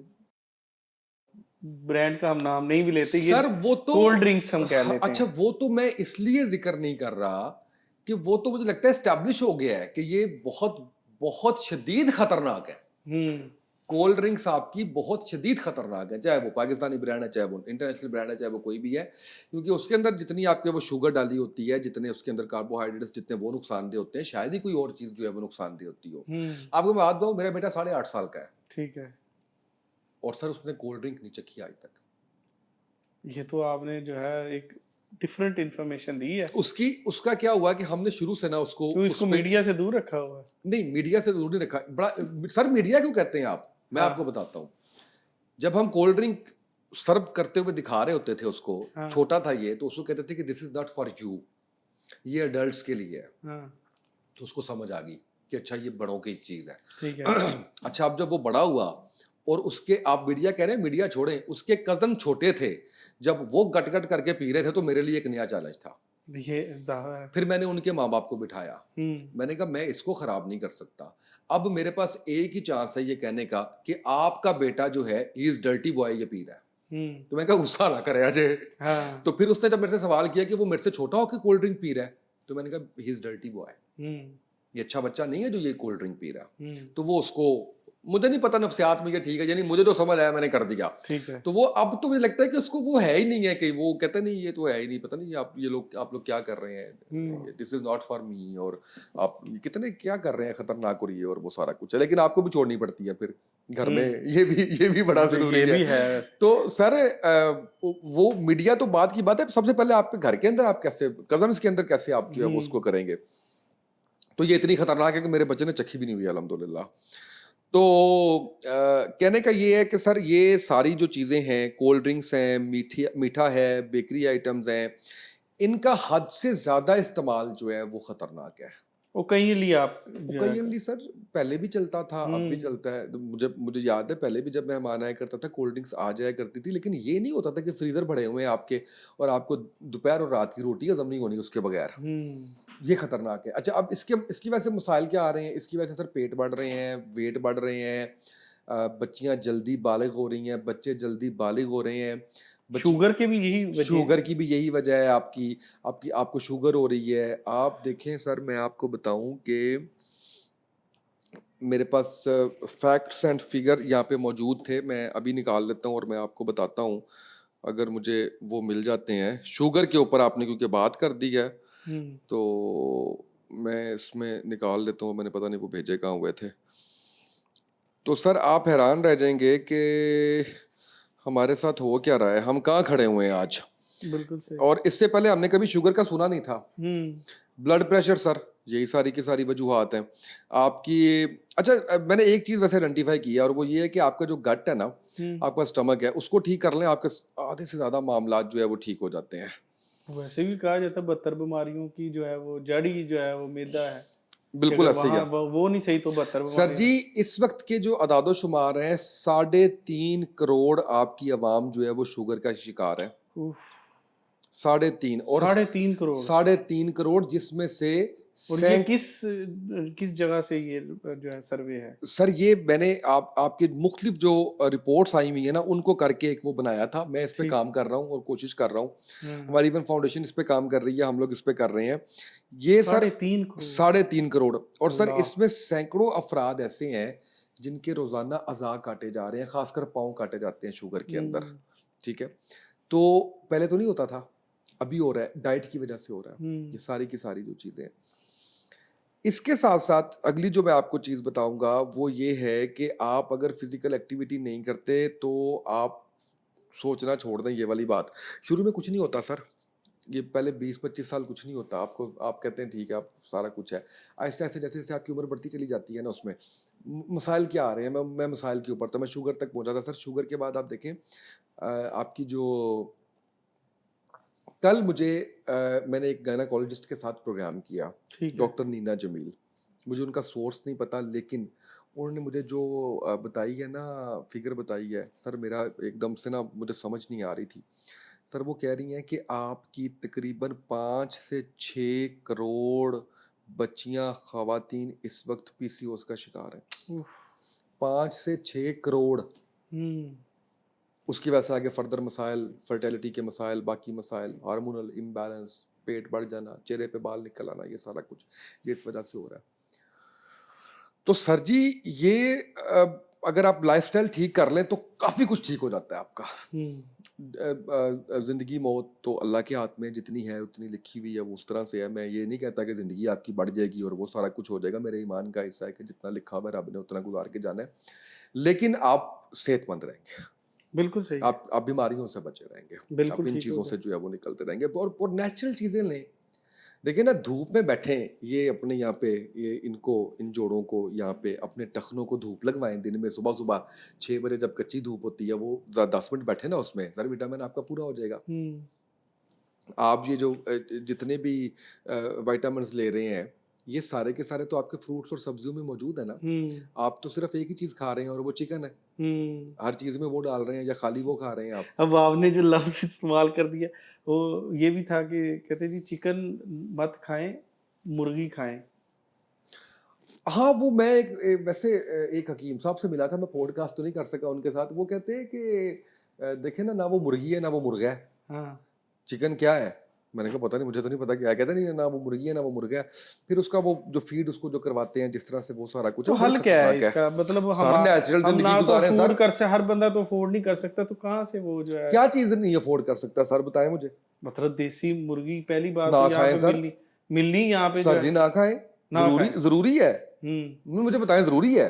तो उसकी विटामिन सर की वो, कमी कहाँ से पूरी होगी, मुझे सर बताएं मेरी ना बात जरा। सुने, विटामिन की कमी आपके सब्जियों के अंदर, आपके फ्रूट के अंदर, हर चीज़ के अंदर आपकी मौजूद है। आप गूगल करें, सारा कुछ निकल आना है आपको। सर हम्म। क्या हो गया, सारा जब डॉक्टर के पास जाते हैं तो पूरा गूगल करके जाते हैं ना, चीज़ें खुद गूगल कर क्या लेते करें, हैं। शादी में जाते हैं, दोस्त हैं, सर मोहब्बत वो करके देखे, बुलाते हैं, वहां पर आपको सबसे पहले रखते ही वो हैं आगे, सर क्या मेरी करें? बात, सर ना खाएं, छोड़ दें, बाईकाट करें। मेरी बात सुने, मुझे ये बताएं, मैंने आपसे ये नहीं तो पूछा उधर पैसे दे के आने हैं तो ना क्यों नहीं खाना? ना जाए ना, उन्हें पहले कहा मेन्यू चेंज करें। देखिए मेरी बात सुने, मैं आपको जो बताने लगा था ना, मैं इस पे भी आता हूँ वापस। मैंने आपको कहा कि हम कहाँ से हैं, हम्म। फिर मैंने आपको कहा उनका लाइफस्टाइल क्या था हम्म। और हमारा क्या है। जब ये बात मैंने की तो इसका मतलब ये है कि सर उस टाइम पे था ब्रायलर नहीं था, हम्म। ताज़ा ताज़ा आया था जब हम छोटे थे, तो जाया करते थे लेने के लिए कभी, और कब आता था, कभी जब मेहमान आया करते थे। हम्म। और देसी मुर्गी के बारे में तो ये बात मशहूर है कि ए दो ही मौके ने, या हाँ। कुकड़ बीमार है या बंदा बीमार है, हम्म। ठीक है। तो वो जमा करके तो फौरन जो है वो कर लेते थे। तो सर जी आप सब्जियां खाएं, हाँ। आप फ्रूट खाएं, हम्म। दालें खाएं, ठीक है। और कभी कभार मुर्गी अगर देसी मिल जाए तो वो खा लें। और कभी कभार ब्रॉयलर खा लें। कभी कभार तो मैंने आपको कहा सर, कभी कैसे कभार बचेंगे? देखिए, कभी कभार तो वो आपका वो भी है ना, क्या उसे कहते हैं, फिर कभी कभार तो कोल्ड ड्रिंक भी अगर आप एक आधा गिलास पी लेते हैं कभी कभार, महीने हाँ। 2 बाद कोई कहीं पे अगर आपको बड़ी मजबूरी है तो ठीक है, उसमें ऐसा कुछ नहीं है। बहरहाल सिंपल सी बात हम ये करें कि अपना लाइफस्टाइल सिंपल रखें और सादा रखें, और हम जो बात करें नींद और एक्सरसाइज, ये दो यस तीन चीज़ें हैं। सर, इतना ही है, इसके अलावा कुछ नहीं है, यकीन करें कुछ नहीं है, बिल्कुल ठीक हो गया। कुछ भी नहीं हम है। आगे चलते हैं। मुझे बताएं कि डॉक्टर जमील मेहरवी साहब आजकल ट्रेंड में हैं, हम्म। तो उनके ऊपर काफ़ी तनकीद भी हो रही, तो इसकी क्या वजह है?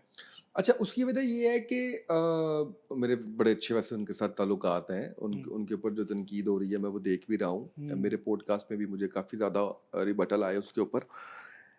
उन पे ना तनकीद एक तो ये है कि जी वो एमबीबीएस डॉक्टर नहीं है तो डॉक्टर क्यों लिखते हैं। ठीक है। अच्छा, दूसरा उन पे तनकीद इस बात पे है कि ये हर चीज़ से मना कर रहे हैं। हम्म। और तीसरी ये है कि ये जो भी बात कर रहे हैं ना कि ये बस इसलिए कर रहे हैं कि व्यूअरशिप आ जाए और वो सारा कुछ हो जाए। हम्म। मैंने डॉक्टर जमील मरवी के साथ जो पहला पॉडकास्ट किया उसकी बहुत ज़्यादा व्यूअरशिप आई, हम्म। उसमें लोगों ने बहुत पसंद भी किया, हम्म। तनकीद जहाँ पे हुई वहाँ पे पसंद भी किया। पहला पॉडकास्ट था हमारा अवेयरनेस के हवाले से, ठीक है। हमारा प्लान था। दूसरा हम बताएंगे कि इलाज क्या है घर में, हम्म। क्योंकि मेरी ख्वाहिश ये होती है कि मैं जब ऑडियंस से बात कर रहा हूँ ना तो उनको कुछ कुछ बता सकूं जिसका ठीक उनको है। फ़ायदा हो जाए। बिल्कुल ठीक है। वो चाहे कोई मजहबी तौर पे है, वो चाहे वो सेहत के हवाले से है, वो चाहे कोई ऑनलाइन अर्निंग के हवाले से है, तो उसमें हमारा ये था। तो दूसरा जब हम करने लगे ना तो मैंने कहा डॉक्टर साहब मेरी बात सुने, बजाय इसके कि मैं आपकी वीडियो लगाऊं और उसके ऊपर तनकीदी वो करके उसके ऊपर जाऊं, तो आप बैठ जाए ना, मैं आपसे पूछता हूँ ना हम्म। सवाल सारे, वो भी आना है पॉडकास्ट। अच्छा। तो क्यों ना हम वो सारी तनकीद मैं आपके सामने रखता हूँ और आप उसका जवाब देते रहें। यार वो मैं कहता हूँ बड़ा हौसले की बात। उन्होंने कहा हाँ ठीक है ओके। मैंने मोबाइल पकड़ लिया और सारे तनकीदी मैसेजेस मैंने उनको कर दिए और वो एक एक करके मुतमिन करते रहे। पूरा रेफरेंस बेस्ड वो गुफ्तगू करते रहे सारी चीज़ों के ऊपर। उन्होंने एक एक चीज़ जो है वो उसके ऊपर बताया। मैंने कहा अच्छा मुझे ये बताएं कि ये डॉक्टर्स रब्ता कर रहे हैं, कह रहे हैं हमें बिठाएं इनके साथ, हम इनकी साइंस सारी जो है वो सीधी कर देंगे। कहते हैं बिठा दें, लेकिन उसको बिठाइएगा। उन्होंने कुछ 4 चीज़ें बताई, उनमें एक चीज़ मुझे भी याद आ रही है, जो दवाई बनाना भी जानता हो। हम्म। इनको तो पता ही नहीं दवाई कैसे बनती है, हम्म। इन्होंने तो वो पढ़ा हुआ है कि फ़लाँ दवाई फ़लाँ चीज़ के लिए जो है वो दे दो। तो वो सर क्योंकि नेचर की बात करते हैं, नेचुरल लाइफ़स्टाइल की बात करते हैं, तो इसलिए उन पे तनकीद होती है। और लोग कहते हैं ये कि जो एक दो हमने सवालात के अंदर भी मैंने कोट किए, शायद ये उन्हीं की कही हुई बातें हैं ना? कौन सी वाली?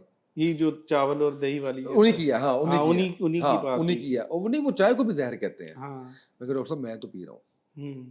चाहे आप जो है वो कहते नहीं ये। अच्छा, उसके ऊपर भी काफ़ी तनकीद आई कि रिसर्च ऐसा कुछ नहीं कहती।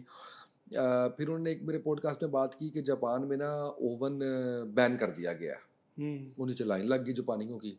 मैंने कहा हम्म। डॉक्टर साहब तुसी और कुछ किया या नहीं किया, जापानी आ गए जे। हाँ। जापानी से मुराद है कि हमारे पाकिस्तानी जो वहाँ पे हैं। उन्होंने कहा यार हम जापान में रहते हैं, कोई पाबंदी नहीं है। हम्म। डॉक्टर साहब कहते मैंने ये कहा ये था कि पाबंदी इन्होंने यूज़ करना बंद कर दी। एक जूनियर बंदा नया फील्ड के अंदर स्ट्रगलिंग काम करने शुरू किया है, तो मतलब मुझे, आपको मैं देख रहा हूँ, आपको सुन रहा हूँ मैं सोशल मीडिया के ऊपर, लेकिन मुझे नहीं पता कि yes he is Usama Tayyab, ठीक है, और वो बंदा मुझसे आके गले मिलता है, नजम भाई क्या बात है आप सर काम कर, मैं तो ये क्योंकि इतनी हौसला अफजा होती है ये चीज़। और मैं आपको बता चुका हूँ कि मैंने पहले आपका एक क्लिप देखा, उस क्लिप मुझे बहुत अच्छा लगा, मैंने आगे भेजा, मैंने कहा मुझे इस तरह की वॉइस क्वालिटी चाहिए, ठीक है। अब उसके बाद जब मुझे वो चीज़ आई और उसके बाद उन्होंने कहा, कहते ये आप ऐसे करें सारा कुछ, तो मुझे बाद में बताया कि ये वही तो सामा तैयब है, और कौन है।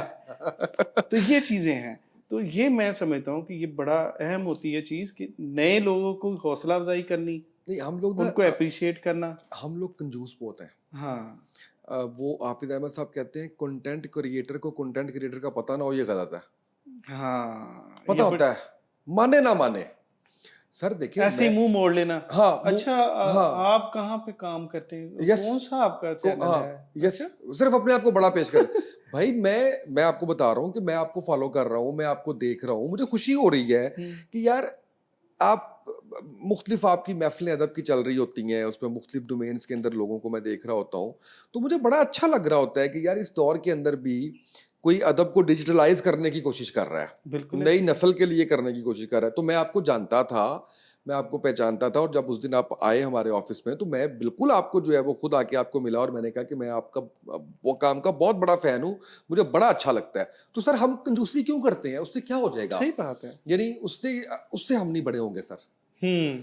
किसी की तारीफ करने से, किसी को अप्रिशिएट करने से हम छोटे नहीं हो जाएंगे, और किसी से किसी को ये साबित करने में कि नहीं यार मैं तुम्हें जानता नहीं हूँ और मैं तो इस तरह से, तो मैं तो उस तरह से, तो हम बड़े नहीं हो कितना जाएंगे सर। खून बढ़ता है कि जूनियर का जब वो उसको सीनियर फॉर एग्जांपल कह दे यार तेरा शेर बहुत अच्छा है, ऐसे ही है, वो और बड़ी मेहनत के साथ लगन के ऐसे ही साथ है, शुरू कर देगा। बिल्कुल है। सर हाँ। असल में ना हम लोग लोगों को अप्रिशिएट ना करने की बड़ी वजूहत है। समटाइम्स हमें लगता है कि ये हमें ना क्रॉस कर जाएगा, हम्म। हमारे अंदर ये डर, हमारी जो आपकी और मेरी जनरेशन है ना, हमने ये बड़ा फेस किया है। हम्म। हमें काम जिन्होंने सिखाना था ना, उन्होंने हमें काम नहीं सिखाया, हम्म। उन्होंने हमारी टांगें खींची हैं। बिल्कुल ठीक क्योंकि है। वो ये समझते हैं कि यार ए मेरे कद तू वड्डा इदा कद हो जाएगा। हाय। हाय। हालांकि ऐसा नहीं होता। हम्म। जो आपका कद बड़ा करने की कोशिश कर रहा होता है, आपको मदद दे रहा होता है, आपका मेंटोर बना होता है, उसका कद उतना ही बड़ा होता चला जाता है, बिल्कुल इसे। वो रुकता नहीं है सर। और इसमें एक और बात, अब पता नहीं ये बात बनी हुई है या क्या है, लेकिन ये बहुत मजे की बात है। अगर ये हम्म। कहानी भी है तो मुझे ये सुनाते हुए बड़ा मजा आएगा। गोरा आ गया, ये खुशी स्वीट वाले जो हैं, हाँ, हमारे मियाँ चन्नू की ठीक है आपके में, पहचान है। हाँ, कहते हैं उनके पास कोई गोरा आया तो उसने कहा कि यार फार्मूला दे दे। खुशी स्वीट का। हाँ, हाँ। बड़ा जबरदस्त है। उन्होंने कहा अच्छा क्या करोगे इसका? मैंने कहा मैं ना अमेरिका उनावा तो उत्थे जाके ना मैं ये खोल के तो बड़े पैसे कमाने ने, मैं बड़ा करना है। हम्म। तो सर वो जो जवाब था ना वो बड़ा मजेदार था। हम्म। मैंने कहा, खुशी स्वीट वाला नसीब कितों लेके आएगा? हाय हाय। सर फार्मूला को नहीं जे है, चाय की पत्ती सेम हो, चूल्हे की आंच सेम हो, बंदे दो अलग हो बनाने वाले, इन्वायरमेंट एक एक यहाँ रख लें आप, एक यहाँ रख लेता हूँ मैं, ठीक है? चूल्हा भी एक है, आंच भी एक जितनी है, पानी भी एक जितना है, दूध भी एक जितना है, चीनी भी एक जितनी है, एक एक चीज माप के, पत्ती भी एक जितनी है, उबाले का टाइम भी एक जितना है, कप भी सेम है, डालने बनाए, मुझे बताएं उसका जायके में। मुख्तलिफ होते हैं। सर जी ये वही वाली अच्छा, बात है। लेकिन मैं इस केस स्टडी से थोड़ा सा इख्तलाफ करता हूँ, और मैं शायद बचपन से इख्तलाफ करना शुरू हो गया था इसके ऊपर। कॉर्पोरेट कल्चर में मैंने भी 20 साल गुजारे हैं, आपका भी माशाल्लाह एक वास्ट एक्सपीरियंस है। लेकिन मुझे कहीं कहीं लगता है कि शायद उन्होंने अपनी फ्रेंचाइजेस की, अब तो उन्होंने लाहौर के अंदर लॉन्च कर दी है, उस स्पेस को एक्चुअली कंपेटिटर्स जो आए हैं और उसके बाद उन्होंने आके, अब मतलब एक दौर था कि बर्फ़ी का नाम होता था तो वो सिर्फ खुशी होती थी, अभी भी है, लोग जाते हैं वहां से लेते हैं। अब लाहौर के अंदर मिलनी शुरू हो गई है, उन्होंने इधर फ्रेंचाइज लगाई हैं। हम्म अगर ये काम पहले कर लिया जाता, हम्म जो कि अब उन्होंने किया है, और अब मैं समझता हूँ ये अच्छा इनिशिएटिव है उनका, तो अब अगर उन्होंने ये काम किया तो अगर पहले किया होता तो ज्यादा सक्सेसफुल और ज्यादा जो है आगे जा नहीं नहीं, चुका। ये तो आप जो बात, मैं तो डिफरेंट बात कर रहा हूँ ना। हम्म। मैं डिफरेंट तो इस एंगल से कर रहा हूँ कि मैंने आपको पहले कहा है कि अगर ये कहानी है तो मुझे सुनाते हुए बड़ा मजा आता है, बिल्कुल ठीक ठीक है। है?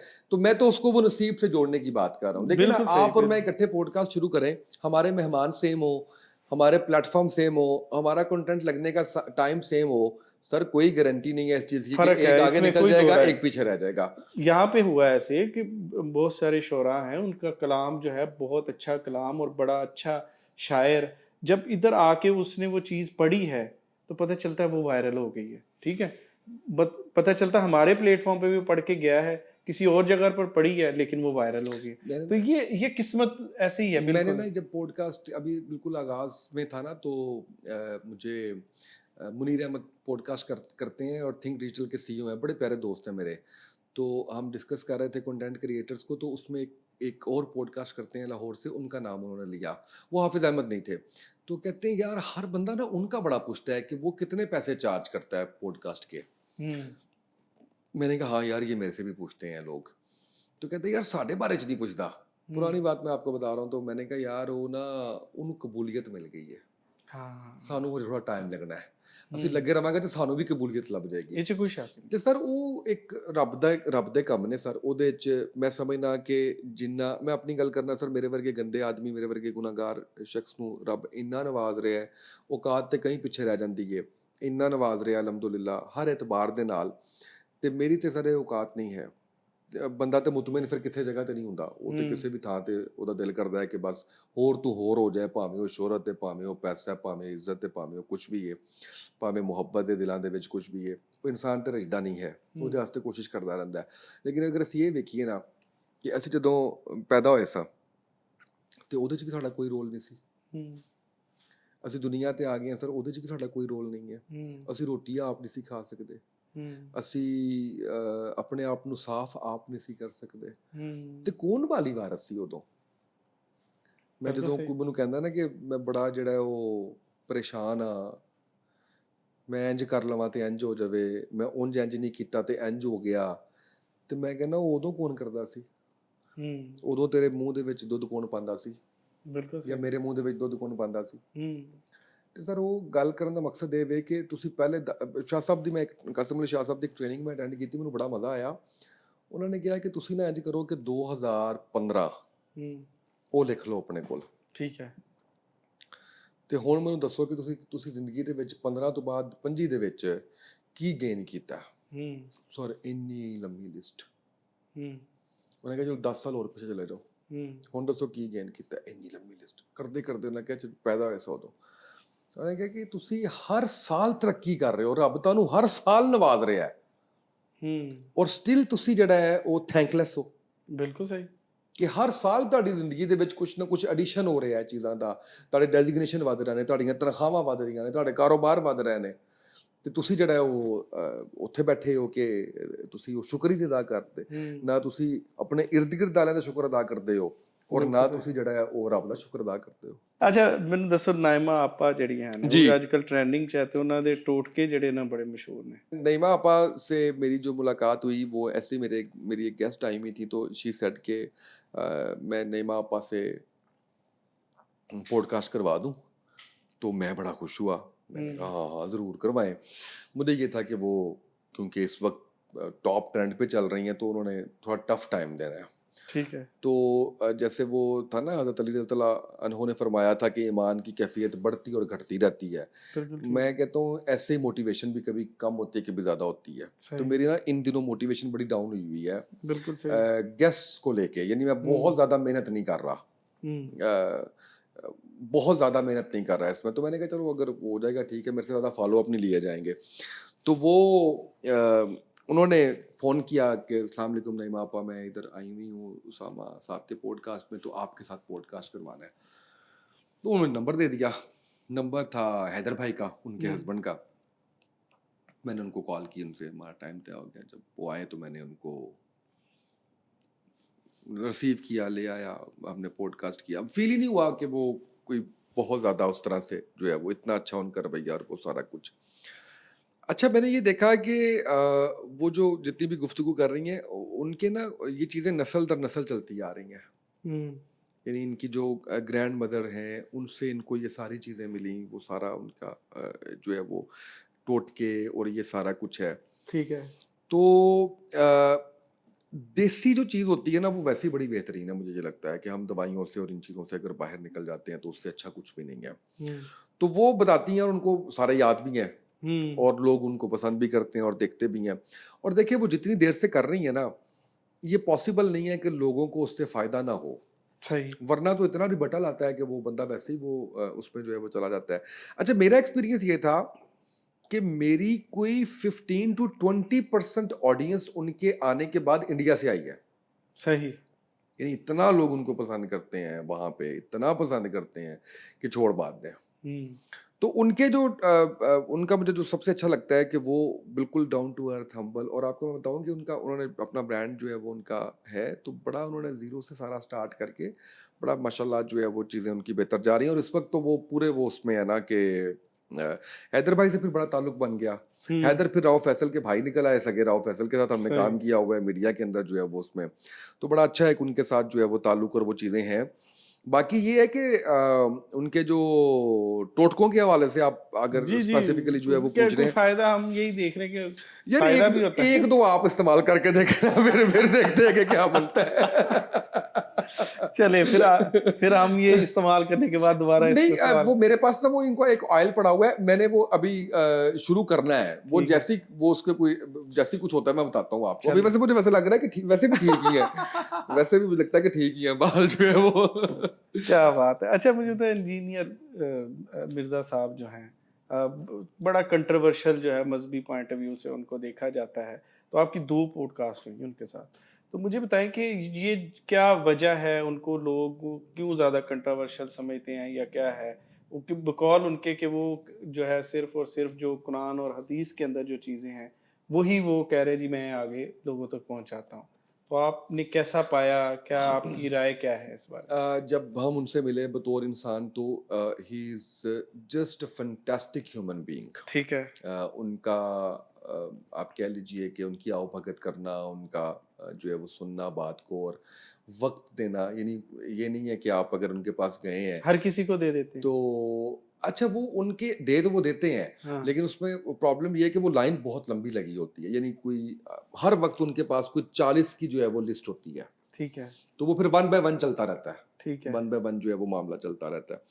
तो वक्त से मुराद ये है कि जब आप उनके पास चले गए हैं ना, तो फिर वो ये नहीं कहेंगे कि मुझे जल्दी है बस कर दो ये है। 2-2 3-3 घंटे के पॉडकास्ट भी किए ठीक है, और उस पे डिस्कशन और वो सारा कुछ है। उन पे जो तनकीद है ना वो काफ़ी हद तक मजहबी तबका ही करता है ठीक है, और मजहबी तबके की तनकीद करने की 2 वजूहात हैं। ठीक है। पहली वजह ये है कि वो हो सकता है कि उनके अकायद आपके अकायद से नहीं मिलते, सेक्टेरियन बुनियादों पे हो सकता है, किसी और मामले की वजह से हो सकता वो है, तो मेरा हर फ़िरके में जो वो सारा प्रॉब्लम्स जो हैं है उसी वो तरह उसके है। अंदर है। तो मेरा ख्याल है कि मसलक उसमें कह सकते हैं, फ़िरका नहीं मसलक कहते, कहने, हाँ हर मसलक, मसलक जो हर है मसलक के उसमें। अंदर है। तो मेरा ख्याल है कि वो ज़रूरी भी नहीं है कि उसको एड्रेस किया जाए और वो उस तरह से। दूसरा जो मुझे लगता है ना वो ये है कि वो जवाब देते हैं सबको। आर्गुमेंट तो उनके बहुत स्ट्रॉन्ग है। आर्गुमेंट स्ट्रांग एक अलग चीज़ है, वो जवाब देते हैं। हुँ। वो वीडियो लगाते हैं कि इन्होंने ये बात की है, ये गलत बात की है, फिर उसका रेफरेंस देते हैं। उनके पास इल्म की तो कमी नहीं, बहुत इल्म है उनके, लेकिन बहुत पढ़ा है कहीं न उन्होंने। कहीं ये हर बंदा यही बात कहता है, उनका अंदाज़े बयान उनको जो है वो थोड़े मात सख्त देता है। हैं, वो सख्त हैं थोड़े इस मामले को लेके और थोड़े जज्बाती भी हैं वो। मैंने अगला पॉडकास्ट भी करना है, मैं इसलिए ज़रा थोड़ा-सा वो कर रहा हूँ। लेकिन वो जज्बाती भी हैं, सख्त भी हैं। अच्छा, अब जब उनसे बात की जाती है इस हवाले से तो वो कहते हैं कि मैं दीन की बात के अंदर नर्म क्यों हूँ? हुँ, ये बात भी समझ में आती है कि अगर दीन की बात है तो मैं कैसे नरमी करूँ उसके? मैं अपने लिए तो नहीं हूँ ना। हुँ, मुझे तो जो मर्ज़ी कहें, ठीक है। मेरे पे तो इतने कातलाना हमले हुए हैं, तो हुँ, मैं तो किसी को वो नहीं, मेरे साथ आप जैसे मर्ज़ी करें। हुँ, लेकिन जब आप दीन के ऊपर कोई ऐसी बात करेंगे जो मुझे अपने इल्म, समझ, सूझ-बूझ के मुताबिक अच्छी नहीं लगेगी, तो मैं उस पे खुल के बात करूँगा। हुँ, तो ये एक बड़ी वजह होती है। अच्छा, फिर एक और तबका भी है, वो है जो उन पे तनकीद करके मशहूर होने की कोशिश करता है। सही है। देखिए ना लोगों का चले जाना वहाँ पे कि जी मैं आ गया हूँ मुनाज़रा करने के लिए। मुनाज़रा करने। मैंने कहा ये आप क्यों जब बुला लेते हैं तो आप क्यों उनको जो है वो एंटरटेन नहीं करते? कहते हुँ, मैं नहीं बुलाता। मैंने कब बुलाया है किसी को? मैं अगर बुलाऊँगा तो मैं मिलूँगा ना। अगर कोई खुद आके बाहर कह दे जी मैं आ गया हूँ मुनाज़रे के लिए, तो मैं उसको तो एंटरटेन नहीं कर सकता। नहीं लेकिन उनकी आप देखें ना उन्होंने जो पैरामीटर्स रखे हैं या मुनाज़रे के लिए जो उलमाए कराम की जो उन्होंने फ़हरिस्त रखी हुई है, वो तो इतनी बड़ी है कि वो जो है ज़ाहिर है इन कामों में पड़ते ही नहीं है। ऐसे ही है, इस तरह हाँ, से ही है। वो कहने का मकसद यही है ना कि वो अब कोई अगर देखें तो उसका फिर असी ना ही समझिए वो वाली गल है ए ना। देखो ना इंज ही है।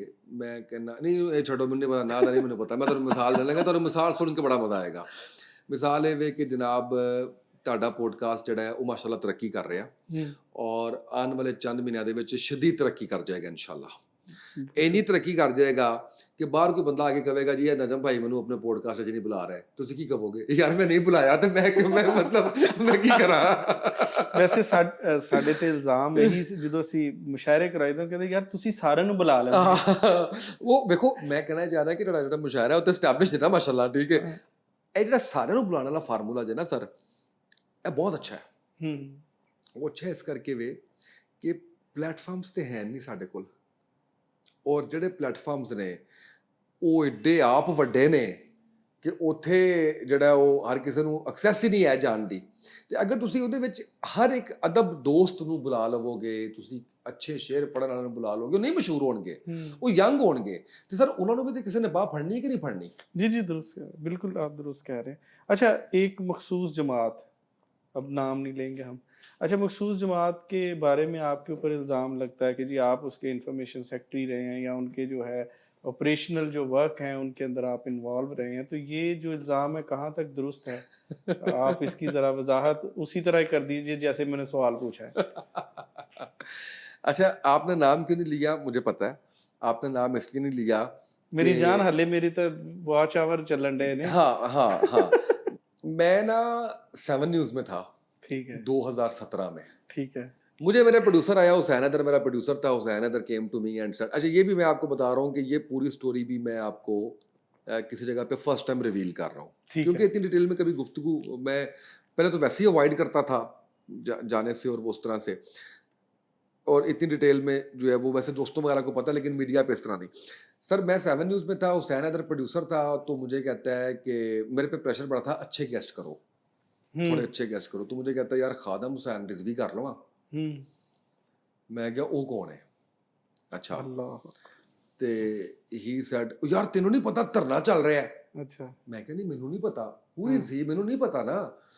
ਕਹਿੰਦਾ ਹੈ, ਯਾਰ ਕੋਈ ਹਾਲ ਨਹੀਂ ਤੇਰਾ। ਮੈਂ ਕਿਹਾ ਨਹੀਂ ਨਹੀਂ ਯਾਰ ਕੋਈ ਨੋਨ ਬੰਦਾ ਕਰ, ਕੋਈ ਜ਼ਰਾ ਜਿਹੜਾ ਨਾ ਉਹ ਉਸ ਤਰ੍ਹਾਂ। ਜਦੋਂ ਮੈਂ ਕਿਹਾ ਨਾ ਤੇ ਮੈਨੂੰ ਕਹਿੰਦਾ है कि अच्छा चलो ठीक है, हमने गेस्ट कर लिए, प्रोग्राम कर लिया 2 दिन।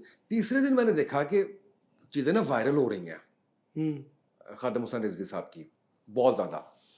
तो जब वो मैंने देखा कि चीज़ें वायरल हो रही हैं, तो मैंने कहा यार वो तुमने खालिद हुसैन रिजवी साहब का कहा था तो उनसे रब्ता करो। कहना है आ गया लैंड पे, हाँ, पता लग गया वो कौन है। मैंने कहा यार मैं नहीं आइडेंटिफाई कर सका, क्या हो गया? अच्छा हो जाता अच्छा, है। ऐसे बड़ा हुआ है मेरे से। हो जाता है, ये तो एक आम मतलब सी ऐसे चीज़ है। बहुत से लोग मैंने बड़े मिस किए हैं। मेरे पास किसी ने आया, वो कहता है ये इस वक्त ना स्पोक्स पर्सन है पंजाब के। मलिक अहमद खान नए नए आए थे, स्पीकर है पंजाब असेंबली के। ये ना नए नए हुए, इन्होंने ज़हीम कादरी साहब को रिप्लेस किया ठीक है, और स्पोक्स पर्सन पंजाब हुकूमत बन गए। ठीक तो है। हम ज़हीम कादरी साहब को लिया करते थे प्रोग्राम में। उन्होंने कहा यार ये नया बंदा है, उन्होंने कहा कि इनको जरा बड़ा, मैं नहीं बना। हुँ, वो फिर निकल गया आगे सर। फिर उन्होंने कहा मैं नहीं आना। सही है। तो ऐसे बहुत बहुत, तो वो हमने, मैंने कहा ले लो। उसने पता नहीं क्या किया, 1 घंटे में प्रोग्राम था, उसने लाइन अप कर लिया लाइव प्रोग्राम। एक तरफ फिर दो साची कवान और दूसरी तरफ उसने कहा जी धरने में बैठे हुए हैं इस्लामाबाद में, और वहाँ से आपके साथ लाइव 15 मिनट के लिए आएंगे। हुँ, सर मैं कोई तैयारी त्यूरी नहीं की थी। मैं इधरों पूछा उधरों पूछा, मैं कहा यार दसो करना की है, पुछना की है, टाइम ही नहीं है, प्रेशर हो हुँ, रहा है मैनू, लाइव प्रोग्राम है। तो की उन्हें कहा यार है ना बाबा जी ना गाला बड़ियां करते हैं, तेरी भैन की सिरी बड़ा करते हैं, और दो चार और बातें कि इन्होंने धरना दिया मैंने मूसे रिसालत सल्लल्लाहु अलैहि वसल्लम और के हवाले से, और ये ठीक है। वो जो है मामला उस पर। सर लाइव प्रोग्राम हुआ ना, तो फिर दो साक्षी कमान से मैंने 4 सवाल किए। साथ ही मुझे उसने आईएफबी में कहा, उसने कहा कि अलामा साहब जो है वो जो है ना वो लाइन अप है। और साथ ही मुझे कान में कहता है कि इस वक्त कराची के धरने की स्क्रीन्स पे हमारा प्रोग्राम चल रहा है, लाहौर के धरने की स्क्रीन्स पे हमारा प्रोग्राम चल रहा है, और इस्लामाबाद के धरने की उस पर जो है वो हमारा प्रोग्राम चल रहा है। तो मैंने उनसे एक सवाल किया अलामा साहब से, तो दूसरे सवाल के टाइम ना मैंने सेकंड के 1000वें हिस्से में सोचा कि ये सवाल करूं या ना करूं। फिर मैंने कहा देखी जाएगी। मैंने कहा अलामा साहब अगर गाली ना दी जाए तो ये ज़्यादा बेहतर नहीं है? तेरी हुँ, भैन दी सिरी क्या होता है? हुँ, मैंने सवाल तो कर दिया। अब अलामा साहब ने कहा कि मैंने तो कभी ऐसा नहीं कहा, और गाली जो मैं देता हूँ वो देता हूँ जो और मैं अपने लिए तो नहीं देता गाली, हुँ, अपनी ज़ात के ऊपर मेरे तो कोई कहे तो मैं नहीं देता। ठीक तो है। अगर नबी पाक सल्लल्लाहु अलैहि वसल्लम की हुर्मत के ऊपर जो है वो, और वो लिखा हुआ है उसके बारे में ये कहना, तो मैं वो कहता हूँ। हुँ, और वो मैंने प्रोग्राम कर लिया। प्रोग्राम ख़त्म हुआ तो मैं स्टूडियो से बाहर निकला, तो मुझे लोगों ने कहा यार आई तो तू आखिर ही कर देती है। हुँ, और जब मैं रात को सोया और जब मैं सुबह उठा तो वो पूरे पाकिस्तान में ट्रेंड कर रहा था। हुँ, और उस वक्त ये सियासत पीके और ज़ेम टीवी ये सारे जो है वो टॉप के चंक्स जो है वो पूरे मीडिया के लगाया करते थे। वो तकरीबन ना 7 दिन टॉप ट्रेंड में रहा यूट्यूब के। हुँ। अब मुझे कॉल्स आनी शुरू हो गई। सवाल था बहुत बड़ा असल में। सवाल था बहुत बड़ा। मुझे अब कॉल्स आनी शुरू हो गई हुँ, कि जी आप पे तो हर जाने का वो कर रहे हैं, आप पे हुँ, उन्होंने पता नहीं कितने अरब का हर जाने का वो कर रहा है। देन मुझे जो है वो अ, अच्छा फिर क्या हुआ कि वो होगी बात आएगी ये वो सारा कुछ। उसके बाद ना मुझे बड़ा डराया लोगों ने कि यार तू बड़ा पड़ा किता है हुण तेनू पता नहीं कि तू पंगा कित्थे ले लिया है। धरना हुआ है लाहौर का। हुँ, धरना लाहौर का हुआ तो मैंने कहा यार मैंने खादम रिजवी साहब के साथ प्रोग्राम करना है। हुँ, उन्होंने कहा अच्छा ठीक है लाइन अप कर लेते हैं। उन्होंने मुझे एक नंबर दिया किसी ने, मैंने उस नंबर से कोऑर्डिनेट किया और मैंने कहा कि जी इस तरह से मेरा आप करवा दें, मेरा नाम उसामा तैयब है, मैंने पहले भी किया था। और वो बिल्कुल अवाइल के प्रोग्राम थे रिजवी साहब के, बिल्कुल अर्ली शायद मैं अभी भी वो पूछता हूँ साद भाई से अक्सर कि मेरा पहला प्रोग्राम था, मुझे उस ये टाइम आइडेंटिफाई करके शायद दें। ये तहरीक जो थी अभी बिल्कुल वो कट्ठी थी उस टाइम, ताज़ा ताज़ा लैदा हुए थे। यस ताज़ा लैदा हुए थे।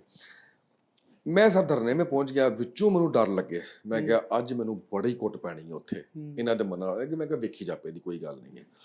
मैं जब वहां पे गया ना तो एक लड़का मेरे पास आया और वो मुझे कहता है आपको पता है आपकी वजह से हमारी तहरीक को कितना नुकसान हुआ है। मैंने कहा क्यों, क्या हुआ? आपने ये बात की है, आज तक मुझे कहीं दिखाएं अलामा साहब ने ये कहा हो तेरी भैन दी सिरी। मैंने कहा यार गलती हो गई है मेरे से, मैं बचना ही सी विचों। अच्छा तो मैं वहाँ बैठा हुआ हूँ, मुझे उन्होंने कहा कि आप धरने में आके बैठ जाए यहाँ पे। मैं वहाँ बैठ गया हूँ और मैं सुन रहा हूँ और अलामा साहब जो है वो उसमें ताजदार ख़त्म नबूवत नारे और वो सारा जो है वो सिलसिला चल रहा है, आई कॉन्टेक्ट इस्टेब्लिश हो रहा है, उनसे वो देख रहे हैं और वो हमें भी कह रहे हैं कि हाथ उठा के जो है वो करो, और हम भी कर रहे हैं। और मुझे अच्छा लगना शुरू हो गया। अच्छा ठीक है। मुझे अच्छा इसलिए लगना शुरू हो गया कि यार ये नबी की नमूस की बात कर रहे हैं, बिल्कुल नबी पाक सल्लल्लाहु अलैहि वसल्लम की नमूस की बात कर रहे हैं। तो इंटरव्यू का वक्त आया तो हमने इंटरव्यू कर लिया। अब मैं डरा हुआ हूं अंदर से कि यार मतलब है चबल मारी हुई है, आ भी गया ये। मैं बैठा हुआ हूँ तो मैंने जब इंटरव्यू शुरू किया तो सबसे पहले मैंने आगाज़ किया, मैंने कहा मैं आपसे माजरत करना चाहता हूँ, मैं रिसर्च के बगैर ये सवाल कर दिया था, आपने वाकई कभी गाली नहीं दी ये वाली। तो खामोश रहे। तो उसके बाद हम उस पर जो है वो चलते गए और हमारा इंटरव्यू कंप्लीट हो गया। तो मैं उनकी शख्सियत से बहुत ज़्यादा मुतासिर हो गया। ठीक है। चलते हुए उन्होंने मुझे जो है वो, ये मेरा ख्याल है मैंने साथ भाई से पूछ के शायद ये पहले भी कहीं बात की थी, मुझे अब याद नहीं। तो उन्होंने चलते हुए ना मुझे 5,000 कैमरा मैन को उन्होंने कहा ए फड़ो तुसी। मैं कहा नहीं नहीं ये नहीं, आप क्यों ऐसे, ए तबरक बरकत आस्ते में रखो। मेरा ख्याल है शायद वही 5,000 थे जो मैंने बतौर आप इसे कुछ भी कह ले लिफाफे की शक्ल में कुछ भी कह ले, लेकिन वो मुझे मेरे से इनकार नहीं हुआ, वो मैंने रख लिए। उसके बाद ना मैं उनका एक जो हुजरा बना हुआ था ना, मैं उन्होंने मुझे अंदर बुला लिया। अब वो और मैं हम दोनों अकेले हैं। वो व्हील चेयर पे थे क्योंकि उनका जो है वो, तो मैं नीचे बैठ गया। नीचे बैठ के ना मैंने उनका हाथ पकड़ लिया और मैं ज़ारों कतार रोना शुरू हो गया। और उसकी सिर्फ वजह ये थी कि मेरे अंदर ये चल रहा था कि यार ये मेरे नबी सल्लल्लाहु अलैहि वसल्लम की नामूस के लिए खड़ा हुआ है बंदा, और ये बंदा जो है वो इस हद तक जो है वो किसी भी हद तक जा सकता है, यानी इसका कोई दूसरा और मकसद ही नहीं है। जो मुझे समझ आई, मैंने बड़े टफ क्वेश्चन किए उस प्रोग्राम में भी, फंडिंग कहाँ से होती है, कौन फंड कर रहा है, कौन क्या कर रहा है, कहाँ से आपको जो है वो आप किसी के इशारे पे हैं, कौन है, सारा मैंने पूरा हक अदा किया जिस तरह से मैं कर सकता था। हालांकि सेकंड वो इंटरव्यू तो मैं उसमें बहुत ज़्यादा वो रोना और वो सारा उस तरह से मामला रहा। तीसरा मैंने उनके साथ किया फिर इलेक्शन 2018 का, उस पर मैंने उनके साथ प्रोग्राम किया, उस पर भी सारी वो, तो एक उनसे उनसीयत मुझे नबी पाक सल्लल्लाहु अलैहि वसल्लम की वसातत से और इस चीज़ से कि ये उनका मुकदमा और उनकी नामूस और उनकी उसके नाम के लिए जो है वो ये आ रहे हैं, तो मुझे एक बड़ी मोहब्बत सी उनके साथ महसूस होती थी। मीनवेल पता चला कि वो जिससे पहली दफ़ा कोऑर्डिनेट किया था उसका नाम साद हुसैन रिजवी है। अच्छा, वो उनका बेटा है। बिल्कुल ठीक। चप्पल पहनी होती थी और वो जलसे के अंदर जो है वो सर पे टोपी रख के, तो किसी को नहीं पता था कि ये अनस भी वहीं पे हुआ करते थे जो छोटे उनके हैं, वो भी ऐसे ही जो है वहाँ पे घुमा करते थे। तो ये कोऑर्डिनेशन किया करते थे मीडिया की। तो उसके बाद ना ये इनका धरना चल रहा था और इस्लामाबाद में, तो मैंने साद भाई को कॉल की, मैं साद भाई कहना शुरू कर दिया, हमारी आपस में बातचीत काफ़ी फ्रीक्वेंट जो है वो होना शुरू हो गई। तो मैंने कहा साद भाई वो इंटरव्यू करवाएं बाबा जी का, आप धरना किया हुआ है आपने, तो मैंने तो आपके सारे धरनों पे इंटरव्यू किया है, तो कहते हैं ओके वादा हो गया मैं ना करवाता हूँ। तो मेरे ख्याल है कुछ 3-4 दिन जो है वो गुजरे तो उनकी रहलत की खबर आ गई। आई वॉज शॉक्ड, एक बड़ी अचानक सी वो चीज़ थी। तो मैंने साद भाई को फ़ोन किया तो वो मुझे याद है कि बड़े शिद्दत से रो रहे थे और मुझे कहते हैं कि वादा नहीं पूरा कर सका मैं। उसके बाद वो आ गए सरबराह के तौर पे आ गए, उनके साथ मैंने प्रोग्राम्स किए, 3-4 तो कर ही लिए हैं मेरा ख्याल है उनके साथ। तो अ, ये एक ताल्लुक और एक ये अच्छा मैं मुझे उस वक़्त लोग कहा करते थे कि आपको पता है ये किसी एजेंडा पे हैं। आपको पता है ये किसी के कहने पे सारा कुछ करते हैं। आपको पता है इनको आशिक मैंने कहा यार मुझे अभी तक ये चीज़ नज़र आई है कि ये नबी पाक सल्लल्लाहु अलैहि वसल्लम की हुर्मत के लिए कर रहे हैं जो कुछ कर रहे हैं। बिल्कुल ठीक है। और अगर मुझे 1% भी कहीं पे ये नज़र आया ना इनका एजेंडा कुछ और था, तो आप मुझे 10 कदम दूर जाते हुए महसूस करेंगे। अच्छा, कहीं-कहीं आपको ये फ़ील जो है नहीं आती, जैसे दूसरी पार्टीज़ हैं, वो उनमें मौरूसियत है और मतलब ख़ानदान में से ही आगे लोग चल रहे हैं जो उसको सँभाल रहे हैं और वही देख रहे हैं आगे। तो यहाँ पर भी कुछ ऐसा सिलसिला नहीं हम देख पा रहे हैं। अच्छा इनका ये सवाल मैंने किया, मैं देखिए इस पे मैं फिर क्योंकि मैं इसलिए आपसे, क्योंकि देखिए आपका बहुत करीब भी आपने देखा, मुशाहिदा किया है। पहली इसके बात तो अलावा ये है जो हम भी हाँ, जो पहली सोच रहे बात तो हैं। ये है कि मैं स्पोक्स पर्सन नहीं हूँ। नहीं, जो मैंने पहला जस्ट। सवाल था आपका, हाँ, उसका भी जवाब मुकम्मल नहीं हुआ कि मेरी मोहब्बत का एक ये उनके साथ जी था ठीक हो गया। और ये सिलसिला इस तरह से था और उसकी वजह क्या थी वो बता दी और फिर साथ भाई से ताल्लुक और स्ट्रांग होता चला गया।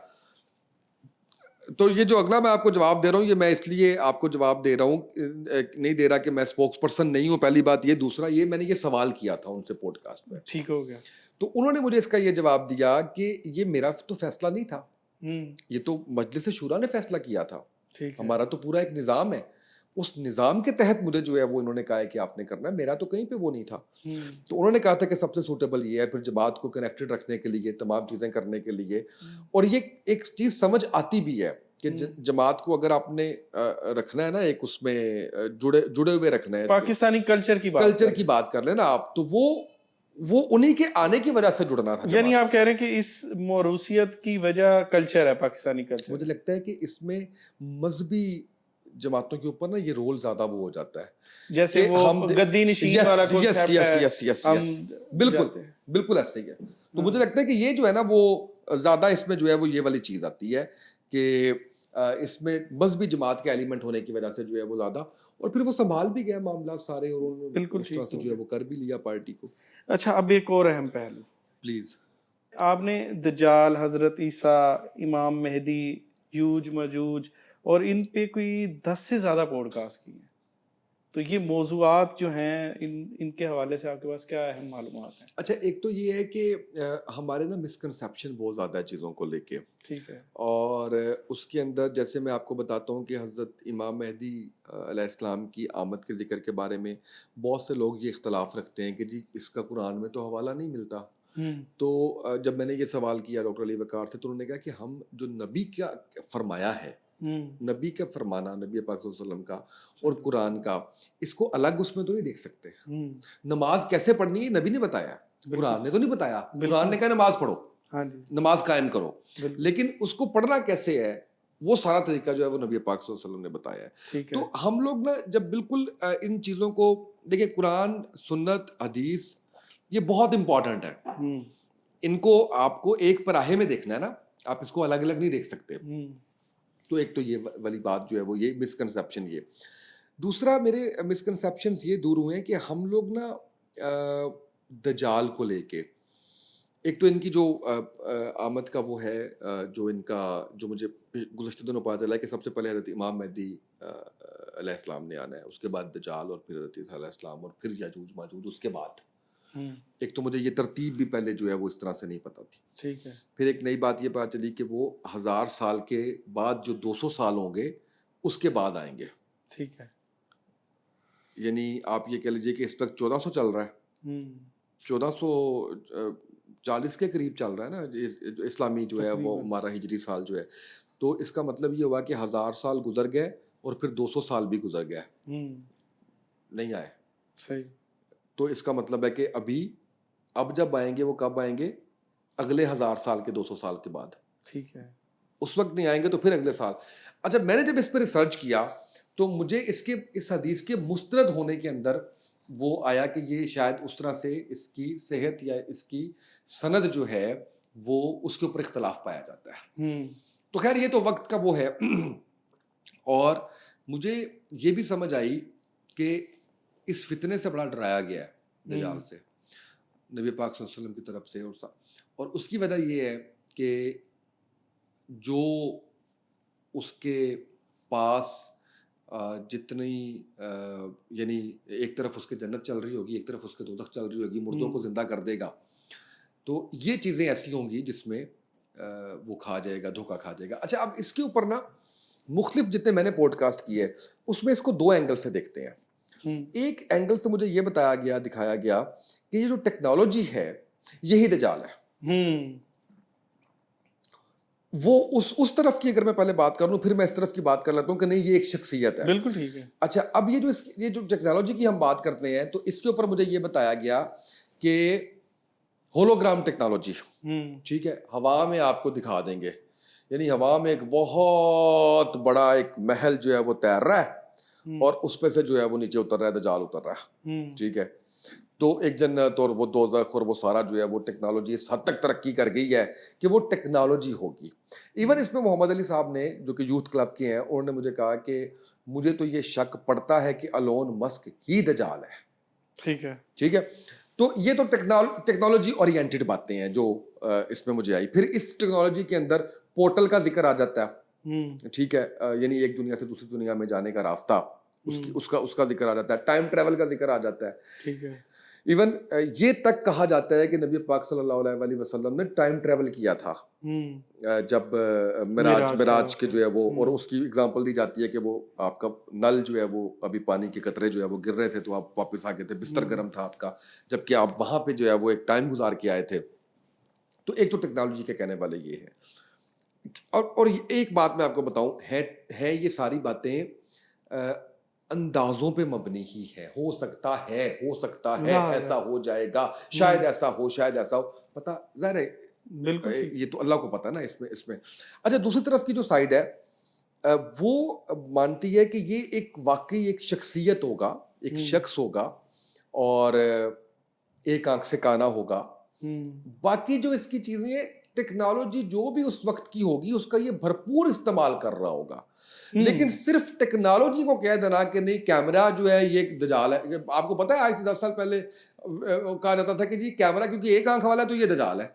स्पीकर को भी हराम कहा गया, स्पीकर को भी जो है वो किसी दौर में जो है वो कहा गया दजाली जो है वो है, टीवी को भी कहा गया दजाली, मोबाइल को भी कहा गया दजाली। बिल्कुल। तो हमारी असल जो चीज इसमें जो आइडेंटिफिकेशन वाली बात है ना, वो ये है कि हम इससे ज्यादा इंपॉर्टेंट ये चीज है कि हमारी तैयारी क्या है दजाल के लिए, हमारी बिल्कुल जो है सही, वो तैयारी बिल्कुल क्या सही। है। क्योंकि उस वक्त हक और बातिल में तफरीक करना बड़ा मुश्किल होगा।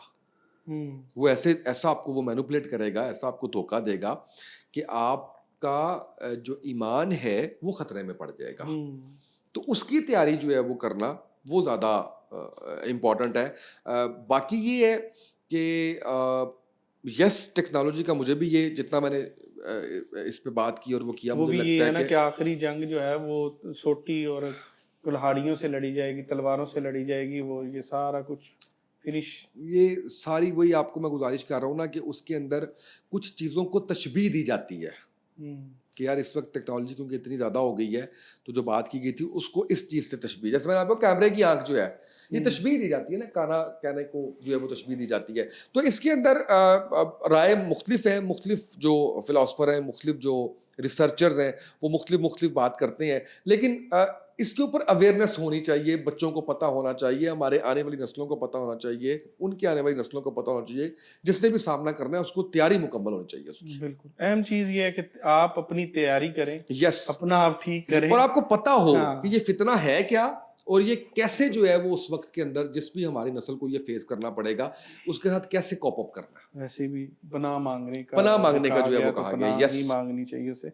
अच्छा, थोड़ा सा सवाल इसमें से, इस सवाल का जो आखिर में मैं करना चाहूँ, इसमें से काफ़ी हद तक आप जवाब दे चुके हैं, बाकी आप जो बाकी मादा है वो आपने जवाब देना है। इसमें से आपके तो माशाल्लाह जो है 100 मिलियन व्यूज़ जो है आपके पॉडकास्ट के चल रहे हैं, और जो एक कामयाब पॉडकास्ट है उसके लिए क्या चीज़ें अहम हैं, क्योंकि हमें वेलकम करना चाहिए जो भी नए लोग हैं, तो क्या क्या ऐसी चीज़ें हैं अहम हैं जो आप, एक कंसिस्टेंसी आप पहले जिक्र कर चुके हैं, इसके अलावा और क्या चीज़ें हैं जो आप समझते हैं कि पॉडकास्टर के अंदर ये चीज़ें कम से कम होनी चाहिए? नजम भाई, इसमें बड़ा सिंपल सा फार्मूला है, 2 मोबाइल ले लीजिए, 2 माइक ले लीजिए, कोई ठीक है। ज़रूरत नहीं है आपको कि आप बड़े महँगे जो है वो लें और बहुत ज़्यादा, आपका कंटेंट स्ट्रॉन्ग होना चाहिए। ठीक है। कंसिस्टेंसी आपने पहले कह दी, उससे पहले अल्लाह की मदद, अल्लाह से मदद माँगना, अल्लाह उस पे रहम करे, ये चीज़ें, और हुँ। उसके बाद हम कुछ इंग्रीडिएंट्स पे आ जाते हैं, जो हमें समझ आई है। ठीक है।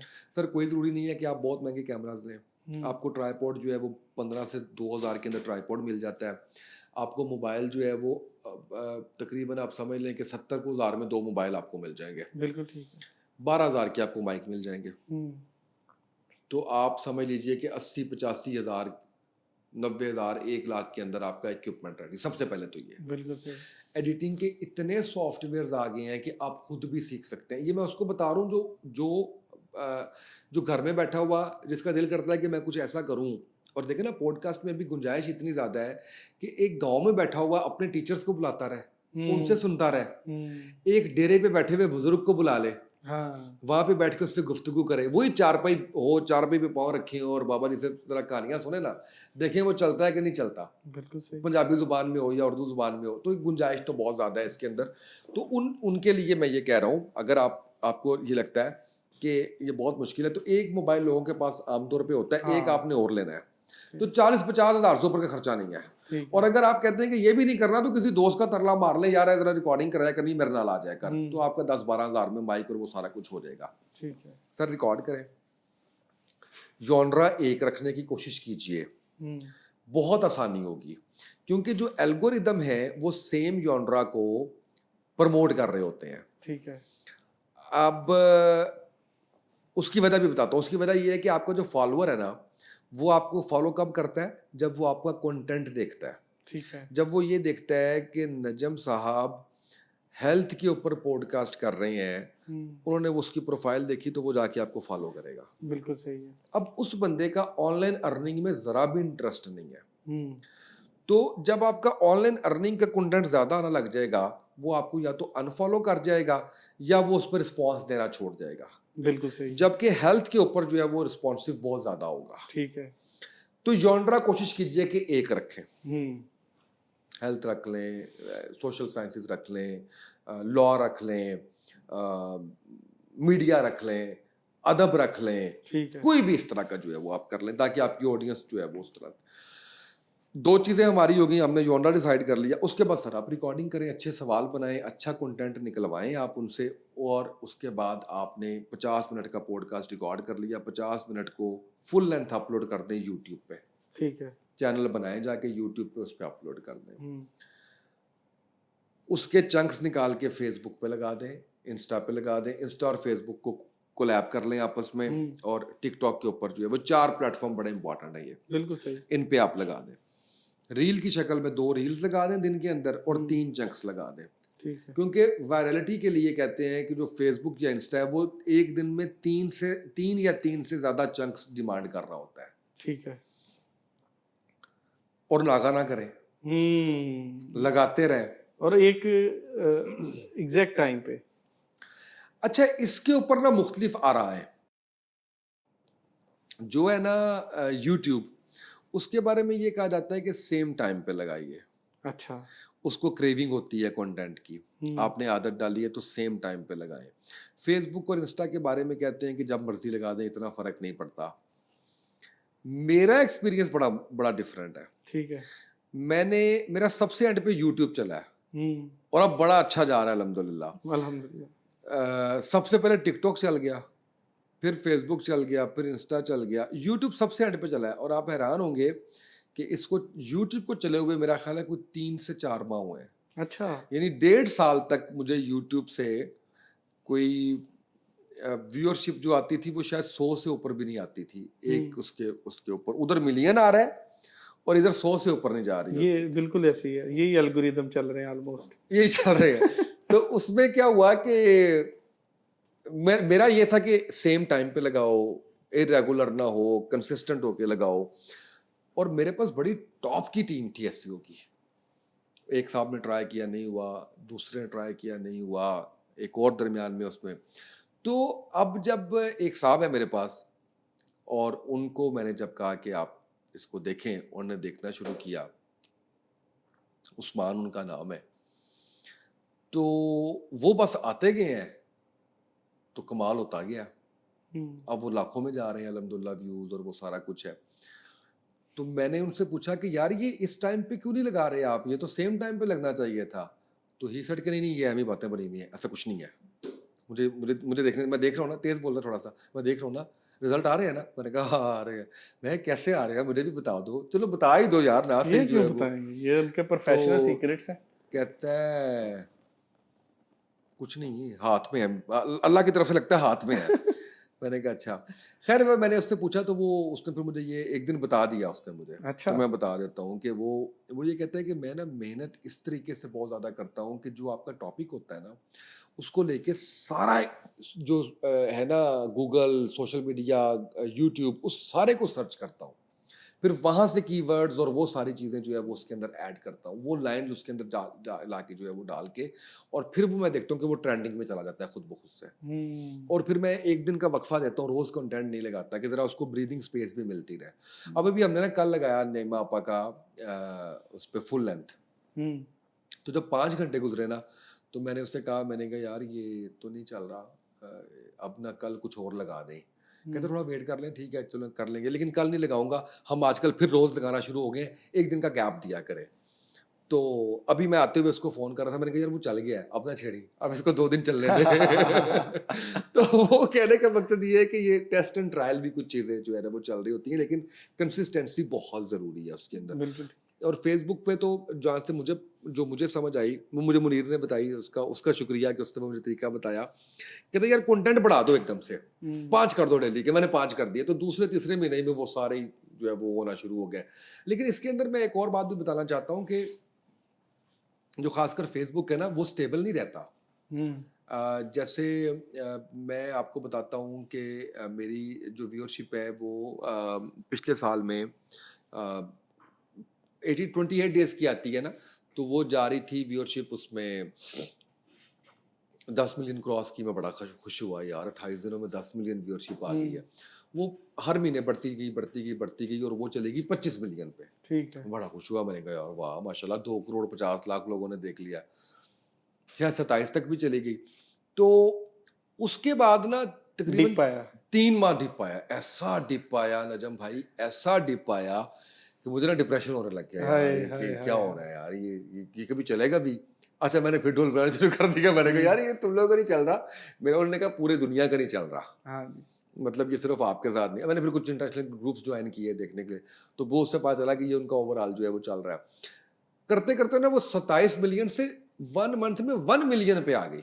बिल्कुल ठीक।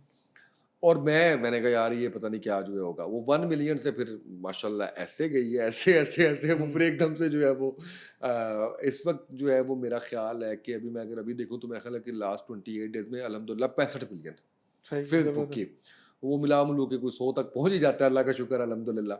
तो घबराना नहीं है उसमें भी, सही।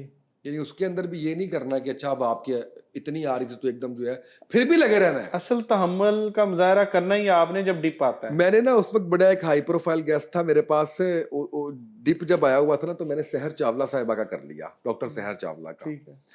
और बड़ा मुझे ना बड़े लोगों को कहना पड़ा उनको कि ज़रा कनेक्ट करवा दें, मैं करना चाह रहा हूँ। तो जब मेरी उनसे बात हुई, she is very nice lady, तो वो कहती है मेरे तक मैसेज ही नहीं पहुंचा, अगर आपका पहुंचा होता तो मैं आपको किसी और को कहने की ज़रूरत ही ना पड़ती। तो मैंने अपने कलीग से पूछा, मैंने कहा यार डिप आया हुआ है, चलाऊं या ना चलाऊं, क्या करूं बाद में। कहता नहीं, डिप में भी ये सोचो ही ना कि डिप आया हुआ है, तुमने तो आप करते रहना है, अपना काम तुमने करते तो वो रहें। करते रहना है। तो ये इतनी सी चीज है। और पहले हम लोग क्या करते थे कि 1 साल, लेकिन अब थोड़ा सा ना हमने ये आइडेंटिफाई किया है कि 3 साल देने चाहिए। बिल्कुल सही है। और 3 साल में ना आपके सारे प्लेटफॉर्म्स चल जाएंगे, हम्म। सारा वो हो जाएगा। अच्छा, अब कंटेंट के हवाले से ये है कि जितनी हम डिफरेंट बात कर लें, जितनी हम कोई नई बात कर लें और मैं आपको बताऊं एक आखिरी चीज़ इसके अंदर कंटेंट के अंदर, वो ये है कि जो लोग इस वक्त पर्सनालिटीज़ को सुनने की बजाय ये सुनना चाहते हैं कि उनके फ़ायदे की कौन बात कर रहा है। हम्म। आप एक लॉयर को बुलवाएं और उनसे विरासत के मामलात पूछिए। हम ऑलरेडी अली खलील साहब के साथ ये कर चुके हैं, वरासती जो है। कैसा रिस्पॉन्स था? बहुत अच्छा। आप एक डॉक्टर को बुलवाइए हम्म। और घर बैठे लोगों को बताइए कि आप बिल्कुल ठीक है। दवाई ना बताइए क्योंकि वो हम्म, हमारी डोमेन नहीं है। उनको बताइए कि नेचुरल तरीके से आप कैसे क्योर कर सकते हैं किस किस चीज़ से। ठीक है। आप एक ऑनलाइन की एक्सपर्ट बंदे को बुलवाइए बिल्कुल और सही। उससे पूछिए कि कैसे स्किल सीख सकते हैं बच्चे, हम्म। कैसे अच्छे पैसे कमा सकते हैं। आप जब लोगों को कुछ सिखा रहे होते हैं ना, तो हम्म। आप उनकी ज़िंदगी में वैल्यू ऐड कर रहे होते हैं। बिल्कुल ठीक है। हो सकता है शुरू में वो व्यूअरशिप ना आए आपको, हम्म। लेकिन अल्टीमेटली आपकी वो एक विनिंग सिचुएशन होगी। बाकुजा वो जो पर्सनालिटीज को बेचने की कोशिश कर रहे हैं, मैं ये हम्म। नहीं कह रहा कि नहीं, लेकिन मुझे लगता है कि अब ना लोग सुनना नहीं चाहते। इतनी नफसा नफसी का आलम है कि लोगों में कोई इंटरेस्ट नहीं है कि उसामा तैयब की ज़िंदगी कैसी गुजरी, क्या गुजरी, उसने क्या मेहनत की, क्या क्या सारा कुछ किया। वो ये कहेंगे यार ये मुझे मेरी ज़िंदगी में क्या वैल्यू ऐड करके जा रहा है। बिल्कुल ठीक है। तो कोशिश करें कि सुनने देखने वालों की ज़िंदगी में कुछ ऐड करके जाएं। हम्म। और फिर नियत अगर आप ये रखें कि यार ये सदका जारिया अल्लाह इसको बना दे, तो वैसे ही उसमें बरकत और वो एलिमेंट जो है वो काफ़ी ज़्यादा उसके अंदर आ जाएगा। तो ये छोटी सी चीज़ें, एडिटिंग भी आप सीख सकते हैं बड़े आराम से, ग्राफिक डिज़ाइनिंग भी आप बड़े आराम से सीख सकते हैं। कोई इतनी रॉकेट साइंस नहीं है। और वो करके नहीं तो फिर मेरी तरह किसी ठेका मुका लें। जब 40% पे ढोल वो बजाना। जब 40% पे वो भाग जाएगा तो ढोल बजा ले, कोई ना कोई सबब लग जाएगा। अल्लाह क्या खैर करे बात है, इंशाल्लाह। और बहुत। मैं एक आखिरी इसमें बात बताना नहीं जो है वो मैं आपको बताना चाहूँगा कि मेरे पास जब स्टूडियो नहीं था या मेरे पास इक्विपमेंट नहीं था, तो उस वक्त मैं मुख्तलिफ लोगों को नॉक कर रहा था कि यार मैं करना चाह रहा हूँ, मुझे कुछ बताएं। इस वक्त अल्हम्दुलिल्लाह मुझे कोई 6 से 7 स्टूडियोज मल्टीपल टाइम्स ये कह रहे हैं कि यार आप हमारे पास करें। बिल्कुल अच्छा है सही मेरे है। पास अभी अपना अभी भी नहीं है मेरे पास, हम्म। तो लेकिन मैं वो कर रहा हूँ उनके पास, नजम भाई के पास, नजमुद्दीन मजारी जो सीईओ हैं चिल्तन प्योर के, मेरे ठीक है। स्पॉन्सर भी हैं उसके पॉडकास्ट के, भाई भी हैं, सही दोस्त भी सही हैं। सही। तो वो मैं जो है ना वो वहाँ कर रहा हूँ। तो कहने का मकसद, ये बात बताने का मकसद ये है कि वो चीज़ जिसके लिए मैं काफ़ी पैनिक रहा, काफ़ी परेशान रहा, वो अब 6-7 लोग मुझे कहते हैं कि यार ये आपका स्टूडियो, आप क्यों नहीं आते यहाँ आगे किया करें आप। हम्म। तो वो अल्लाह ताला जो है ना वो सारा वो रखता नहीं है, इसमें कोई शक नहीं। मल्टीप्लाई करके मिलता है आपको। बिल्कुल सही। और बताएं, छुट्टी बहुत मांगे। बहुत शुक्रिया उसामा भाई। मैं कहता हूँ कि ऐसी खूबसूरत बातें और इतनी सीखने वाली बातें, और मैं पॉडकास्ट का जो मेरे लिए जो इंसेंटिव है वो ये होता है कि एक साहिब इल्म आदमी सामने बैठा है, तो मैं जब उससे गुफ्तगू करता हूँ तो उससे बहुत कुछ सीखता ना हूँ। सर। तो अब आपसे मुझे पता क्या फ़ायदा हो रहा है, आपने इतने लोगों से जो इकट्ठा किया, मैंने आपसे एक पॉडकास्ट में ले लिया। तो अब आगे ग्रामी, उम्मीद करता हूँ आपको ये बातचीत और इससे जो अक्सुदा जो चीज़ें हैं वो फ़ायदा देंगी, और यकीनन आप इन खूबसूरत मशवरों के ऊपर अमल कर लीजिए। कंसिस्टेंसी दिखाइए, पेशेंस दिखाइए और लगे रहिए, और जिस काम में आपका इंटरेस्ट है उसको पकड़ लीजिए। तो यकीनन एक ना एक दिन कामयाबी आपके कदम चूमेगी। तो बहुत शुक्रिया, अपना बहुत सारा ख्याल रखिएगा। इजाज़त दीजिए, वस्सलाम।